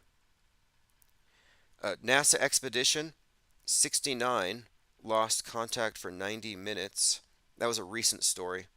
The first time that NASA lost contact with the ISS ever was around this time, and it was for 90 minutes, and it was Expedition 69. Just kind of a coincidence. The astronauts of Expedition 69 used a backup power system to reestablish communications through the Russian assets. Within 90 minutes, we were up and running. What I'm suggesting here, it's part of a continuation of the same ritual. But to continue here, the story seems to be that the Tower of Babel, the West, the dominant superpower, will be taken down, and the Deep Sea Challenger indicates a submarine-borne nuclear weapon striking the U.S. on the west coast. And this is something I commented on before Godzilla came out. And Godzilla, again, turned 69 on 11/3, which has a specific connection. And 11/3 is also the date that we reference for the 2020 election, and it's connected to the symbol of the Kraken. Now, the Deep Sea Challenger, the Destroyer, well, the Destroyer is an Oppenheimer nuke reference. Godzilla is 100%, again, a metaphor for the nuke. Cancer, the crab, is a constellation, which, again, we're talking about a giant crab, which is essentially a kraken. But we did a deep dive onto it. I have a few more articles about this, but my main point was that it was a ritual. It was definitely something like a challenger. But instead of an explosion, it was an implosion. It was like an inverted challenger. One going up into space explodes, the other one goes down into the abyss and implodes. And then most importantly, the Godzilla movie has a scene where they have to implode Godzilla. The Deep Sea Challenger, the Destroyer, all the symbols, all the terminology aligns succinctly and very cleanly here. Lieutenant Weinberg says, yes, Tim has said 33,000 times. I know. Yes, they're very repetitive. Elephant Tusk says they probably use the numbers and dates they align with harvesting energy during certain alignments and cycles. See, I'm doing some research with regard to that. And one thing I can say definitively, because there are people who will break down the Bible and look, oh, the Bible is the story of the sun personified, and it's just one example of how this can be done. And we often talk about the astrotheological nature of this paradigm and the cult that worships, it's all about space and time control and the cycles of time. It's encoded into so many mundane things. Look at your playing cards. 4 suits, 4 seasons, 52 cards, 52 weeks. Add all the numbers, you get 365. So it's pretty much integrated into stuff at a level that most people wouldn't be aware of. And just as these religions and the pagan traditions in particular are based on the sun and its position, the equinoxes, the solstices, and the in-between. So there's like this 8-fold division of the year. And the mainstream psychological operations and pageantry aligns with the pagan calendar more often than not. Like 9/11 is the New Year's on the Coptic calendar, which is not insignificant as it relates to Sirius, which is the main star that they seem to venerate, the cults that run this place. Even every Mason Lodge has a 5-pointed star for the blazing star, Sirius, the dog star. And in fact, in about 9 days, the world is going to celebrate the descent of Sirius, the ball dropping, the countdown. Yeah, well, Sirius reaches its highest point at midnight, and then it drops. It drops for the rest, and so we're like, what are we looking at here? Well, we're looking at the fact that the public is more or less ignorantly taking part in what you would call a pagan ceremony.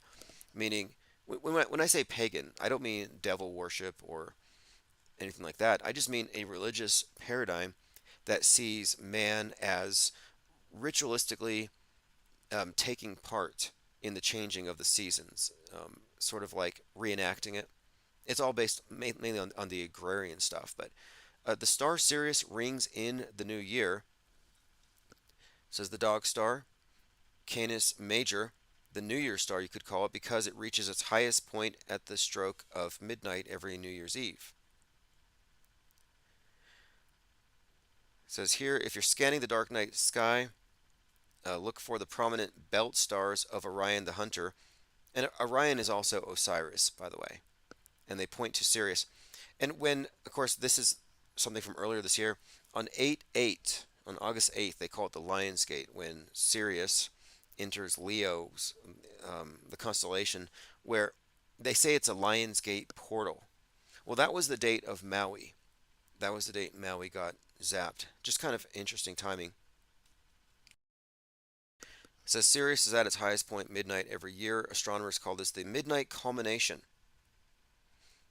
So that's kind of what we're talking about here. So everyone's going to be celebrating a pagan ceremony very soon. Okay, let's see what else we have here.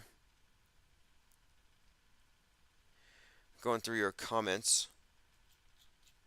Yeah, I don't think anybody's canceling Christmas. It's become sort of this culture war thing. And the Satanists love Christmas, if you notice. Like, go to any mall or something, and it's just like, Satanism isn't all that serious, but the right wing is creating a satanic panic. It's really just a fashion statement, if anything. And the Satanists who have their temple out there don't even believe in it. They even say that they're mainly just a pro-abortion group. It's just liberals in black. They're not the real satanic group who, even the real satanic group don't believe in Satanism in the sense of like the Hollywood version. They're still atheistic. They're just basically objectivists, I guess.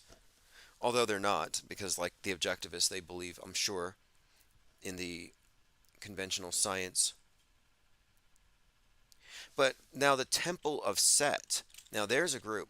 The Temple of Set, Michael Aquinos, is an interesting group because they split off from the Church of Satan, and they went on to worship Set, the Prince of Darkness. Again, Set kills the sun. We talk about these rituals all the time. The sun sets. But what's kind of interesting about this one is about Michael Aquino, is that he wrote a book called Mind Wars, and I think this too might quite literally explain the world today. And it's not hard to find, but his book Mind War was about the art and science of psychological operations or something, and he was basically suggesting that physical warfare was being replaced by culture wars and by mind war. And this guy is a lieutenant colonel. This was circulated around the Pentagon for some time, and it's made its way to the internet. But it does go a long way to explaining how the world works, how we're quite literally living in the Truman Show / The Village. All right, this has been great. Thanks for your comments. We're going to be live tomorrow afternoon, more than likely. I'm going to spend the rest of the evening working on the IPS Insider, getting that ready for publication.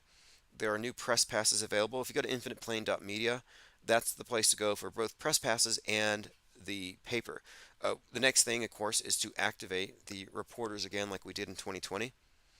And my objective is, in 2024, we want to be in all the right places at the right times to get the best and clearest picture that we possibly can from an off-world stage perspective. And there are more of us than they would like us to know, which is the reason why they continually sabotage our networks. But this time we have something solid. We have a physical headquarters. The think tank is not roadworthy, but it's not street legal, but I would say it's roadworthy. Like, we're ready to, I think, move to the next phase. Whereas most alt media platforms are married to social media platforms, alternative platforms, where they can be betrayed at any moment.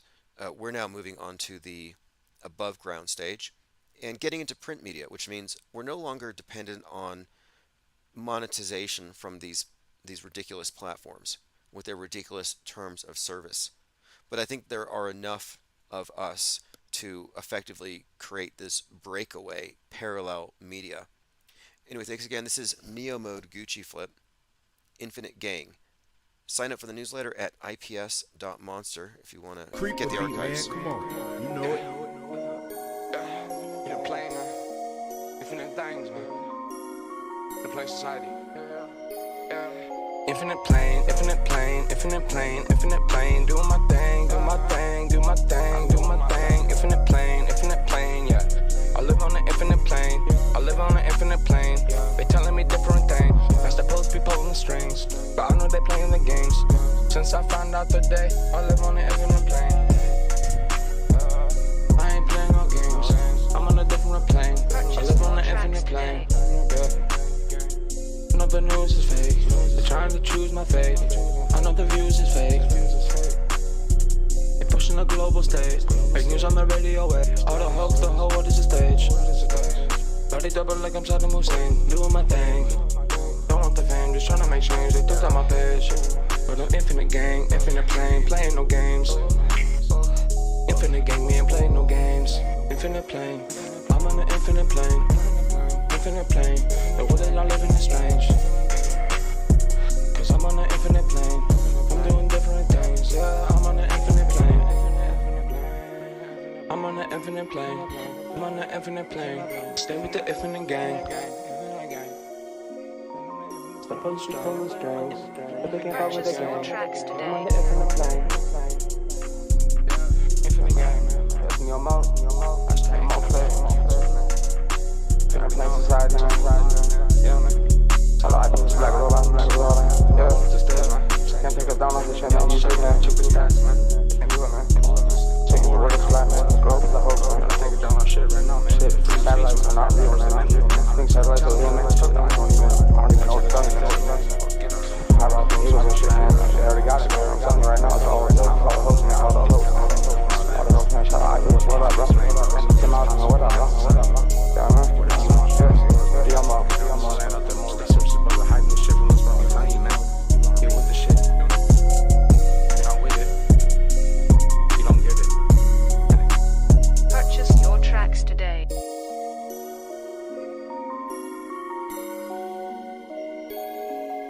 Like, obviously, dude, he's fucking tied into the Pentagon. Yeah, sure. Well, look, he was. Trump was his boy. Trump was his boy. Yeah, I'm not sure why there's any debate there. The fact of it is he's part of the mainstream media infrastructure, and he was a huge part of selling alternative 9/11 stories, which is a big part of it because you have the mainstream narrative and the counter narrative, and the counter narrative and the mainstream narrative weigh the same. So Alex Jones is just as important a part of the mainstream infrastructure as a Sean Hannity or someone on the left, like at that time, who would it have been? You know, all these like a Dan Rather types, like these are mainstream figures, and the fringe figures are all equal. Like they say Alex Jones is the conspiracy guy and he's like out there, but no, actually he's part of it. They couldn't maintain the system without the pro and the anti, because people don't unanimously agree, but they all agree on one thing: the big deception. In my opinion, like definitely AJ, right? And then the smaller guys, like they may not even know that they're compromised. Agents or dupes. Either they're agents or they're surrounded by agents and they're being fed the same lines and they don't question it and they march lockstep, so they're therefore dupes. Every orthodox red pillar that believes in false flag theory is a dupe if they're not being paid.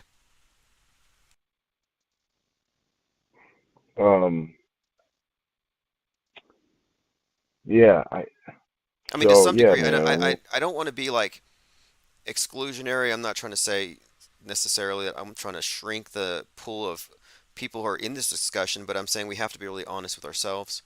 And if you're carrying water for any government approved establishment conspiracy theory, then you really need to do some reflection and decide, am I truly carrying something that I know to be true? Or am I believing some of these people who have spoon fed me some ideas to keep me on the political horseshoe? And there's a lot of people who fall into that.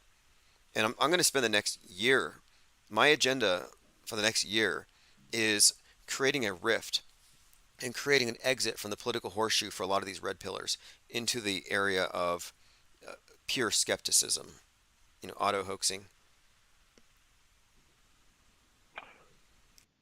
Like I said, I try to stay rogue because I have been, like the whole 9/11 thing. I told you, even though I had a different perspective than most people, I still fell for it at first. So I don't know what to believe anymore.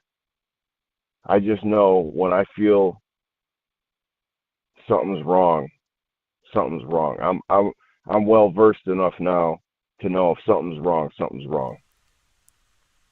Well, It's basically everything. I'm pressing for a change. It's basically everything. Like, we know now, right, that there's something wrong. We know that the media is a liar. And I think there's been this tendency to still give it 1% of benefit of the doubt. Maybe somebody died in Maui. Maybe it's like, maybe they're not lying this time, or maybe this is a real issue over there. And I'm like, I think we're past that point. If it lied 99 out of 100 times for as long as we've been studying it, let's just go ahead and recognize what we're looking at. And I'm ready to take the next step. and to start getting past including any narratives that account for false flags or real until proven fake. I mean, I'm not taking any of this um, guard railing narratives seriously. Like they're saying the shooter was MK Ultra, or then you had Code Monkey Z saying he's false flag. Yeah, those guys are deliberately misleading quote truthers, and I think we can break that Like I habit. said, like I said in the chat, I watched a video from somebody, and I didn't notice it like necessarily at first. But what I did notice was that picture they were plastering up on the media everywhere of him walking into the. It from what I assume, from what I gathered, like it's him walking into the bowling lane with the long gun shouldered, and he's got like shortish hair and like a scruffy beard, right? And he's got that long gun with a dude. It's got a giant scope on it, and I was like, I just something about that was weird to me, right? So then I seen this dude. He did a live stream, and then I saw those videos of him at cornhole tournaments at that bowling lane.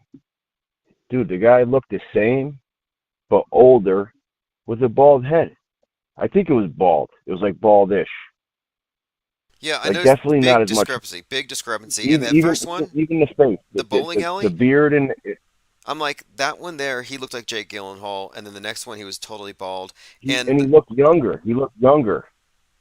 and the The video the the, the itself, picture the media up there. the video itself looked like it was filmed. It's like 2005 called. They want their CCTV camera Yeah, I back. remember you guys were saying like like your the, our phones take better videos than that fucking security system, which I agree with, dude. Yeah, nowadays, like, come on, give me a break, dude. But who knows? Maybe up in Maine. But honestly, I don't believe it anyways. So it doesn't matter, like, if they had good cameras or not. I just know right away. I was like, that's something looks wrong with that picture. And then I seen this guy doing a live stream, and they showed him at the cornhole tournaments. And yeah, dude, it looks like the same guy, but younger, like different though, like younger and with more hair. So I know you guys are auto hoaxers, and I'm not anything. I'm just rogue, dude. I go rogue, bro. I'm like Well, look, let me clear trying this to up though. figure it all out. Okay, the term auto hoaxer, the simplest, shortest explanation: applied skepticism, or I guess you Yeah, could I say, get it. but directed at mass media. That's simply it. And if you're a skeptic, you are Yeah. engaging in auto hoaxing. I just feel like to me, my perspective is it's a hybrid approach. I think it's fake and real because they have to have an operation.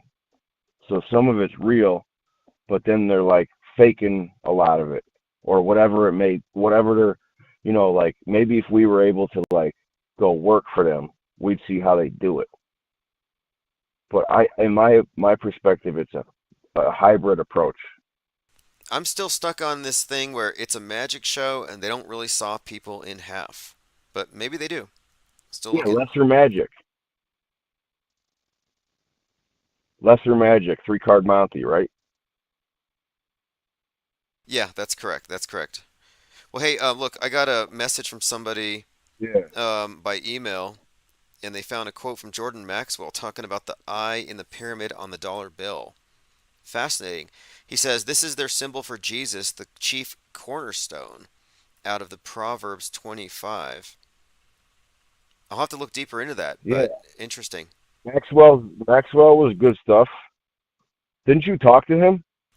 Yes, yes. Maxwell and I spoke a few times, and pre-2022, and then after 2020, and in fact, it was Jordan Maxwell who got me interested in symbolism itself because I was at a courthouse and I saw the magic square of Saturn on a tapestry. And I thought, what the heck is that? And I started looking into the symbol of Saturn, how it relates to law and the courthouses and the judge, and Well, that's how I found it. Saturn is the ultimate karma judge. Yeah, Exactly, We just exactly. finished Saturn. We just finished Saturn retrograde. That's correct. And Saturn is the L, we call L, which is the. Yeah. Yep. And what he was explaining was the symbol of Saturn, black, the cube. It's associated with the color, or black. The judge's robes, and judgment is a huge part of it. And then time, like you're sentenced to time, constraint, limitation. All these things are intrinsic within this archetype of Saturn. And the magic square of Saturn is this square with 9 boxes, and in every direction they add to 6 or 15, or 666 on each side, and that this square is used in planetary magic in order to invoke the energies of that planet. I'm like, why is this medieval magical talisman on a tapestry in this courthouse? And that kind of got me looking. Yeah. There you go, bro. Right there. Yeah. Like you go like certain places, and they like certain official places, and they got these like um. It's just normal for it to be there, but nobody really knows the meaning of it because it's like hidden in plain sight. Well, if I was still acting like Truman in a world of lies, I would say, no, there's nothing to see here. It's just a coincidence, doesn't mean anything. Most people have that internal thought cop that says, there are no patterns, nothing means anything. This internal gaslighter. But I correlated it with the symbolism, and I listened to Jordan Maxwell, and then I started paying attention, and I started realizing, wait a minute here, it's not just the courthouse. I started noticing specific things about the architecture and street names, not just here, but in every city. And then I studied that book about DC, and then you can kind of see that. I would love to go to DC. I heard it's insane when you go to DC with the symbolism. Right. And it's just kind of in your face, obvious, and then you can see how the rituals are played out Why there. wouldn't it be, right? Yeah. It's like the capital of America of like esoteric occultism. Well, you mentioned Jupiter, and I think it was in Jordan Maxwell's book, one of his books, he talked about the capital is, I believe, a temple of Jupiter is Capitolis or something like that. Let me see if I can. He had a. Yeah, because the Romans were pagans, and like their ultimate deity was Jupiter, Capitol Hill or whatever. Yeah, I mean I don't know enough, but yeah. Well, the main thing that I think I got out of his work was the idea that the world has this ancient power, and you would not know it was there unless you were versed in its symbols. And the people who are versed in the symbols are those who are initiated and shown the light. And if you look at any initiation oath from any of these secret societies, it generally means somebody with a hoodwink over their head is brought into a room and they're shown the light. And then the oath in the Masonic context basically says the people out there are in the dark. That tells you right there that we have a two-tiered society: initiates and the ignorant. So I heard that's why they love the owl Because it sees at night. because it can see in the dark. Yeah, that's right. One of the many And meanings behind it. that's kind of where I'm coming from with my approach is You can see I through want the to gather darkness of their imposed ignorance. I mean, that's kind of what the owl represents, I I want to think. gather information almost as like a recon officer. Like in any situation, just be observing, you know, whether it's like at night or during the day. And honestly, my job got me like that even more because management is like really strict, and I'm watching my six constantly. The owl symbol is interesting. I've been thinking lately of the bat and how sonar or echolocation, how the bat is screeching in the cave and then it's orienting itself and dodging objects based on the waves bouncing back at it.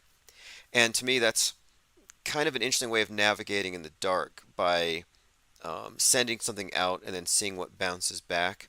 And it kind of reminds me, in many ways, of the way that research can be guided by synchronicity or by, clues. You're stumbling in the dark, but you have a way of putting your feelers out there, your recon, and it's, so I like the bat as a symbol of navigating in the dark. And dark, I think, is a symbol of ignorance. I think ice is a symbol of secrecy. Ice. Yeah, I think ice is secrecy, darkness is ignorance in the way that world stage symbolism seems to play out. And one of the older symbols of the Illuminati and these various groups is the torch. Torch representing Yeah, yeah, yeah, the caves, the grottos, the initiatory societies with their passing the torch, passing the hidden yeah, knowledge that's concealed from the ignorant by design to keep them ignorant. And that's the main thing. yeah. Like It's not like, John D. They said they got a picture of John D. passing a lantern to Francis Bacon. ooh, interesting. Yeah, the lantern is another major one of their symbols. The lantern itself is like the hermit's lantern, and the hermit on the tarot card, that is. But it's all about the hidden light. The word hermit, of course, hermetically sealed secrets. Yeah. Um. Yeah. I guess I'll let you go, bro, because we could just keep going forever. Yeah, And fascinating I topic got though. fired up. I got fired up because of that dude. Because like I don't know what the hell he was talking about. Yeah, it was probably just a miscommunication, but I'm like, yeah, it doesn't matter. We can talk about anything anyway. And I never seen him like in here really. Maybe I'm mistaken, but I don't know if he was like a bot or a fed or something. But Yeah, yeah, exactly. Fed until like, who proven. cares? Who cares what the weather was that day, bro? We know something's wrong. It's like that meme where everyone's in a Spider-Man costume pointing at each other and they're all calling each other feds. It's like everybody I don't know is a fed, pretty much, until I can prove otherwise. Or they're influenced by feds. I mean, this truly is a very controlled environment. It's not an exaggeration. Like, you may not be a fed, but if you're following a red herring that a fed planted there, what's really the difference here? We're talking about regulated thoughts, mind control, worldview regulation. And it's a game to them. It's an alternate reality game. They suck people in. Like, oh, these people are smart enough to see through 9/11. Let's have a more engaging version of the story to suck them in, and we'll attach it to this entire belief system. And ideologically, they're still going to vote, but they're going to be a little more radical. Like, to me, this is a huge game. Oh yeah, yeah. That's. I mean, in my opinion, that's what they love. It's all a game to them because they've been doing it for thousands of years, like through their lineage. Yeah, They're exactly. like masters of their domain, basically. Look, one more point here before you go, because we were talking about Saturn. The movie The Village, we talk about often about how these people are born in a commune and the world outside they're told is evil and they don't question their environment until they get older. But the people who rule the place are called elders. And I think they chose that name because elder is a reference to Yeah, Saturn. yeah, What do you think? Saturn yeah. cycles I the mean, imprisoner. Stranger Things, Yep, Hell. exactly. Yeah, no doubt. Um, um, there's other stuff too. I can't think of it right now, but that whole Elohim. Yeah, I agree, dude. Yeah, very intriguing stuff here. You talk about numbers and stuff, and it's like L, you can flip it upside down and you get, 7 3 or 3 7 ambigrams as well as anagrams, and you can find increasing connections there as well. It's just intriguing when you start pulling on these threads and it's just like never ending. So anyway, hey, appreciate the call I've very heard much, the. and Lieutenant Weinberg in the chat says he wasn't mad at you. He was just curious. No, I know. He once he got on the line there, he didn't. He doesn't sound like, I don't know. I don't know where he was coming from, dude. I'm like, I didn't say nothing about 9/11. I Right. was like talking about what you were talking. We were talking about Stephen King and you know. So Awesome. Well, hey, thanks for the call. Call back anytime. yeah, take care, brother. All right, everyone, that's G33. talking about the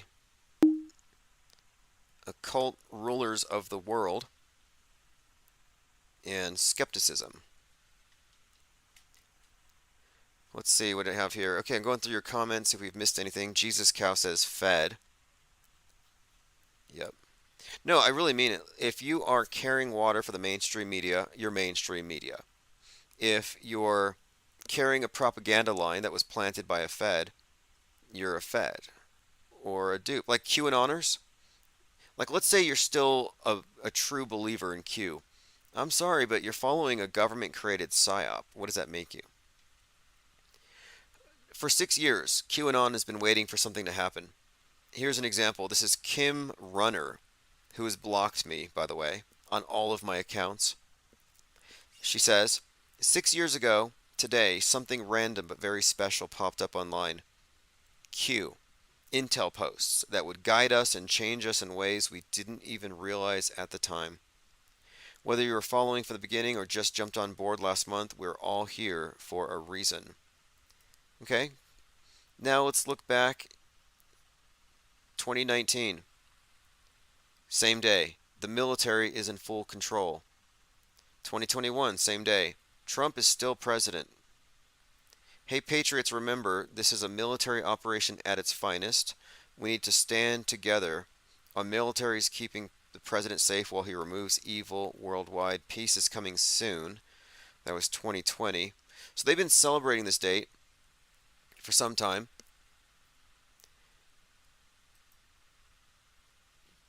Getting ready for it. Here's another pretty good one. It's JFK Jr. with glowing eyes. And she says, "We are ready when you are, John." Every Sunday, they sit out there on Sunday and they tweet Kennedy Sunday and they post pictures of John Kennedy Jr. We are all ready when you are. That one's from June. This is from May. This is a huge operation, and these are big channels with millions of followers, and they're just like, JFK Jr., come back, we're ready for you. It's insane.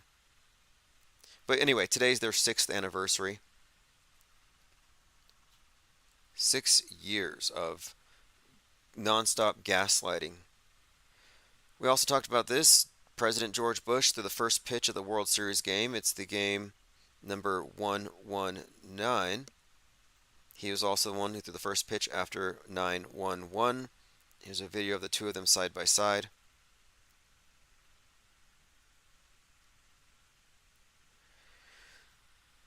Alright, continuing through my Twitter feed to see if we've missed anything else. This is interesting.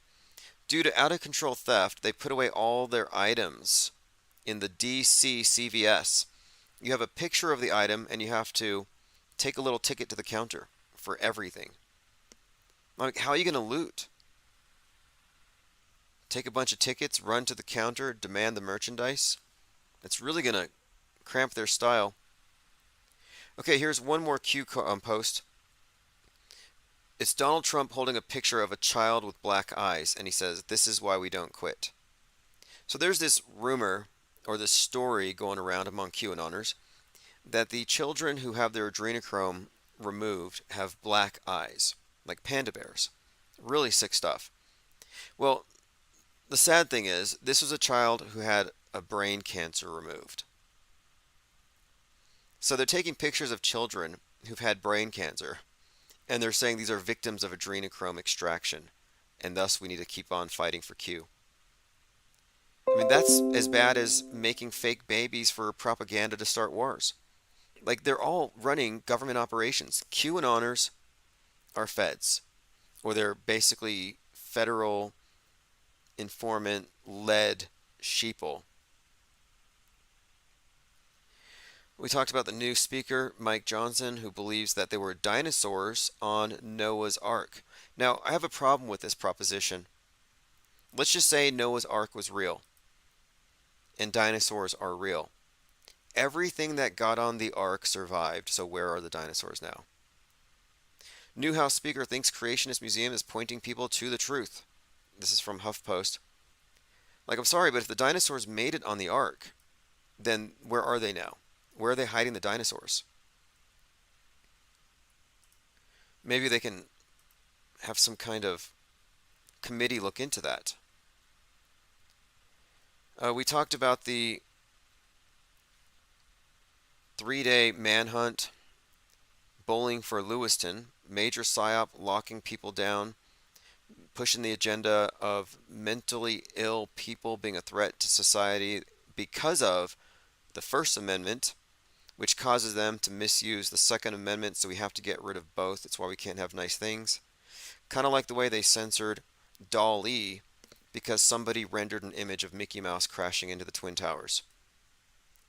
Like, to censor that entire program because of one person's image would be like getting rid of crayons because some child wrote a bad word on the bottom of his desk. Maddie33 says dinosaurs are hiding in the hollow earth just like in Iron Sky 2. Wasn't Godzilla in the hollow earth? Or was that big? No, that was King Kong.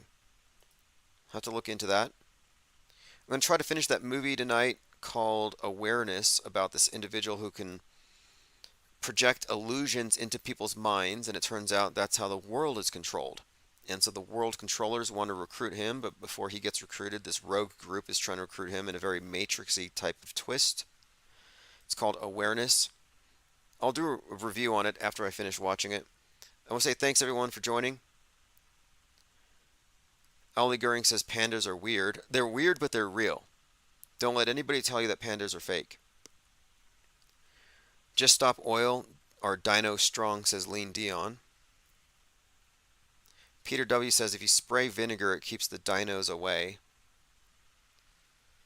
Does it? I know it keeps chemtrails away. Derek Madera says, is there something on chemtrails that attracts the dinos? Good. Isabel says Discord causing Discord. Yeah, it's almost like they chose that name Discord because they knew in advance that later it would be used to destroy. This is Infinite Gang by Neomode Gucci, and I'll send a link out later on because you think, okay, they're censoring us here. Let's go to our own place. We have our own little enclaves. Once you establish yourselves there, they have a smaller pool of people, and then they can infiltrate, and they can spread their stuff, and then later they can point fingers at you. Infinite so that's why I just haven't touched it. Infinite plane, doing my thing, doing my thing. Now there's another similar site I've seen. I believe it's called. I live on an infinite plane. I live on an infinite plane. They're telling me different things. There's some others. Gilded is fine. For some reason, Gilded has really not caught on with the audio chat. I ain't playing no games. But we do need it. My point being, in order to activate the iCar Press Club, we are going to need some kind of voice chat. We could even do it on Skype. So I'll leave it up to you all. The purpose of this is we're going to be doing some directed research. I don't want to do a lot of stuff outside of earshot. It's not for live streams. But I don't want to get infiltrated. I don't want to be contaminated by obvious plans. And obvious plans are people who are carrying memes for the government that wants to censor us. And so one of two things are true. If somebody's carrying such memes or carrying an ideology that is stemming from controlled opposition, they're either dupes, which means we don't need them, or they're active agents, which means they're nefarious, they're malicious. I don't take chances. Either they're evil or dumb. You know, who do you want to follow? Somebody who's evil or somebody who's duped? No thanks. But we have to have something of a litmus test, and we used to do this originally with our Discord server, where it was like, how many died at blank, and is this real or fake? And if they couldn't pass that, we just didn't look at it. A perception test, and you should have to pass it. And if you can't pass it, what would you want to do with a bunch of people who don't believe what you believe in anyway? It wouldn't make sense for people who still have some attachment to the world stage deception to want to hang with us anyway. We're like saying, hey, you can't sit with us. And they're like, how can we get in there anyway? Like, if you're truly worried, for example, about your race going extinct, you're like, but my race. It's like, well, we don't have a racial filter here. You should just go spend your time somewhere else. You should be replicating, not hanging out with skeptics. Tomanoid3 says, different colored glowies, collect them all. Yes. A lot of glowies. Discord is all glowies. But I figured the truth is, and this is just what I kind of thought long term, it will filter itself out, especially as we get into the election year and people get emotionally invested in celebrities. Should we even say politicians? Like, do we need to call Trump a politician, or even any of these characters? Are they? I think they're just celebrities. It's celebrity worship, and they're voting for celebrities. Let's stop calling them politicians like there's a difference. Reverse history says we are auto hoaxing for the impending conflagration of the earthwide propaganda forest. They're going to intensify it. Like right now, Colorado just kicked Trump off the ballot. California is looking at the same thing. Other states are looking at it. They are going to ramp it all up. And Elephant Tusk says, do you think we'll have a Floyd 2.0 in 2024? It's possible. I think we're going to have two. I think there's going to be a couple of significant events on both sides. I think they're setting up a fight. It's pretty obvious. It's been the case. And when it happens, it's going to be triggering, and the people who can't see through are going to get caught up in it. And we're going to have clear heads. Just like with 2020. A lot of us were aware of what was coming, how fake it was going to be, and we watched as people around us got swept up in the anti-vax thing. They got swept up in the controlled counter movement.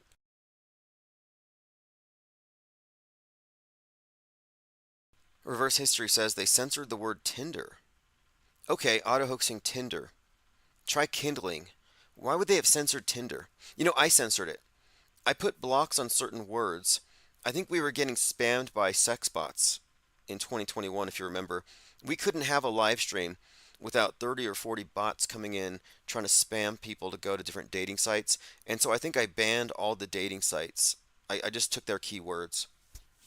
I banned a lot of words that nobody here would ever use, but generally sometimes you come across them. Now, anyway, let's continue with this. The movie Civil War hasn't even come out yet, and it's already being called predictive programming for Civil War. We've talked about the Kraken, the crack in everything, the meaning of the Kraken as a metaphor, the schism. And I often talk about how perfectly split down the middle everything is. Left, right, how it's beyond just Democrat, Republican, but that it's an actual intentional bifurcated psychological warfare operation, and they've filtered people into two distinct categories, and it's all part of this black and white Hegelian dialectic. Now, what's happening next is they're going to somehow trigger some kind of event, and this Civil War movie seems to be predictive programming for what comes next. And that movie, Leave the World Behind, really kind of made the point in the subtext to help the audience, or to get you to understand that there's a sort of like a subliminal, unspoken kind of war already going on. There's already tension, and that it's going to be exploited. The point of the movie was that the shutdown of the communications was only part of a strategy that involved causing a civil war by allowing the people to destroy themselves, to allow America to just destroy itself from within. And it's like, we could be at that point. It looks like that's how perfectly poised we are for this civil war. And then we have stuff like this coming out, which just seems to reiterate what the movie has been emphasizing. The 1619 Project, or the year 1619 and the White Lion, juxtaposed with 1776, MAGA versus BLM, a collision of worldviews that have been made perfectly diametrically opposed. The political horseshoe, far right, red pill, far left, woke. And the woke and red pill are mirrors of one another. But here's the Biden administration removing the Reconciliation Monument in Arlington. The monument was built 109 years ago to honor post-Civil War reconciliation and national unity. Yep, they just removed it. 109, interestingly, kind of upside down. 106, 109, we see these numbers quite a lot, but anything 16, 106, 611 seems to be associated with this Kraken thing. We've been noting too that movie Leave the World Behind had a zip code that they emphasized, 119 1963. So you have 119, which I've described before as having reference to Genesis, the fall of the Tower of Babel, which is what the movie was about. The communications network, the one world language shutting down, scattering the tongues. Ethan Hawke's character can't help the lady speaking Spanish.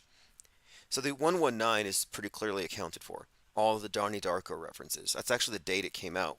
And I've been talking about this for some time, the meaning of this number and how often we see it in all these different psyops. Rodney King was beaten for 1 minute 19 seconds, hit 33 times. But the other part of the number, 1963, well, the movie came out on 11/22. So the Obama produced Leave the World Behind comes out on the assassination date of Kennedy, and the address contains the 1963. So these numbers are all worth looking at and scrutinizing because they're clearly a part of the story. Like again, the 1619, huge part of the story. The 666s, it even had a die 666 on the screen when they show the cyber attacks. Read into that what you will. But the assassination thing is interesting, the 1963 Kennedy reference. Because I'm thinking, well, what would cause a blackout? I've had this theory before, that they may not actually have to shut down the physical infrastructure of the internet, but rather they may just have to do something. Let's just say we had another JFK event. What would they do if that video got out? Because it'd be so incendiary. Look what they did after Christchurch when Brenton Tarrant, remember, he's like shot out to PewDiePie and he shoots up a mosque, drives down the street, shoots up a mosque, and he was live streaming it. They censored that video. They shut down BitChute in New Zealand. They shut down 4chan for that reason, and they threatened with fines and prison anybody who shared the video or who had in their possession that video. Again, this was the Christchurch video where they were using this, I believe, as a dry run or maybe as a test. Like, how can we justify censorship for some loose bit of video, some mind virus that might be very destructive? Well, I think video, there could be a situation where a video is so incendiary that they have to shut down the internet. That's what I'm suggesting. Spreading the mosque shooting video is a crime in New Zealand. A teenager was charged over a photograph he posted. Few videos about this. Reddit has banned one of their threads over it. Social media races to stop the attack video from spreading. New Zealand debates free speech after this the manifesto, they want to ban that as well. But again, what I'm talking about here is, and look, I watched it frame by frame by frame. It's 100% fake. But they use this as justification for censorship, and I thought, you know what? Imagine something similar, but involving, I don't know. I mean, a similar situation to the Zapruder film wasn't even aired on TV for 12 years. Nobody saw it live. So I'm suggesting here that in today's environment, media-wise, everything's live.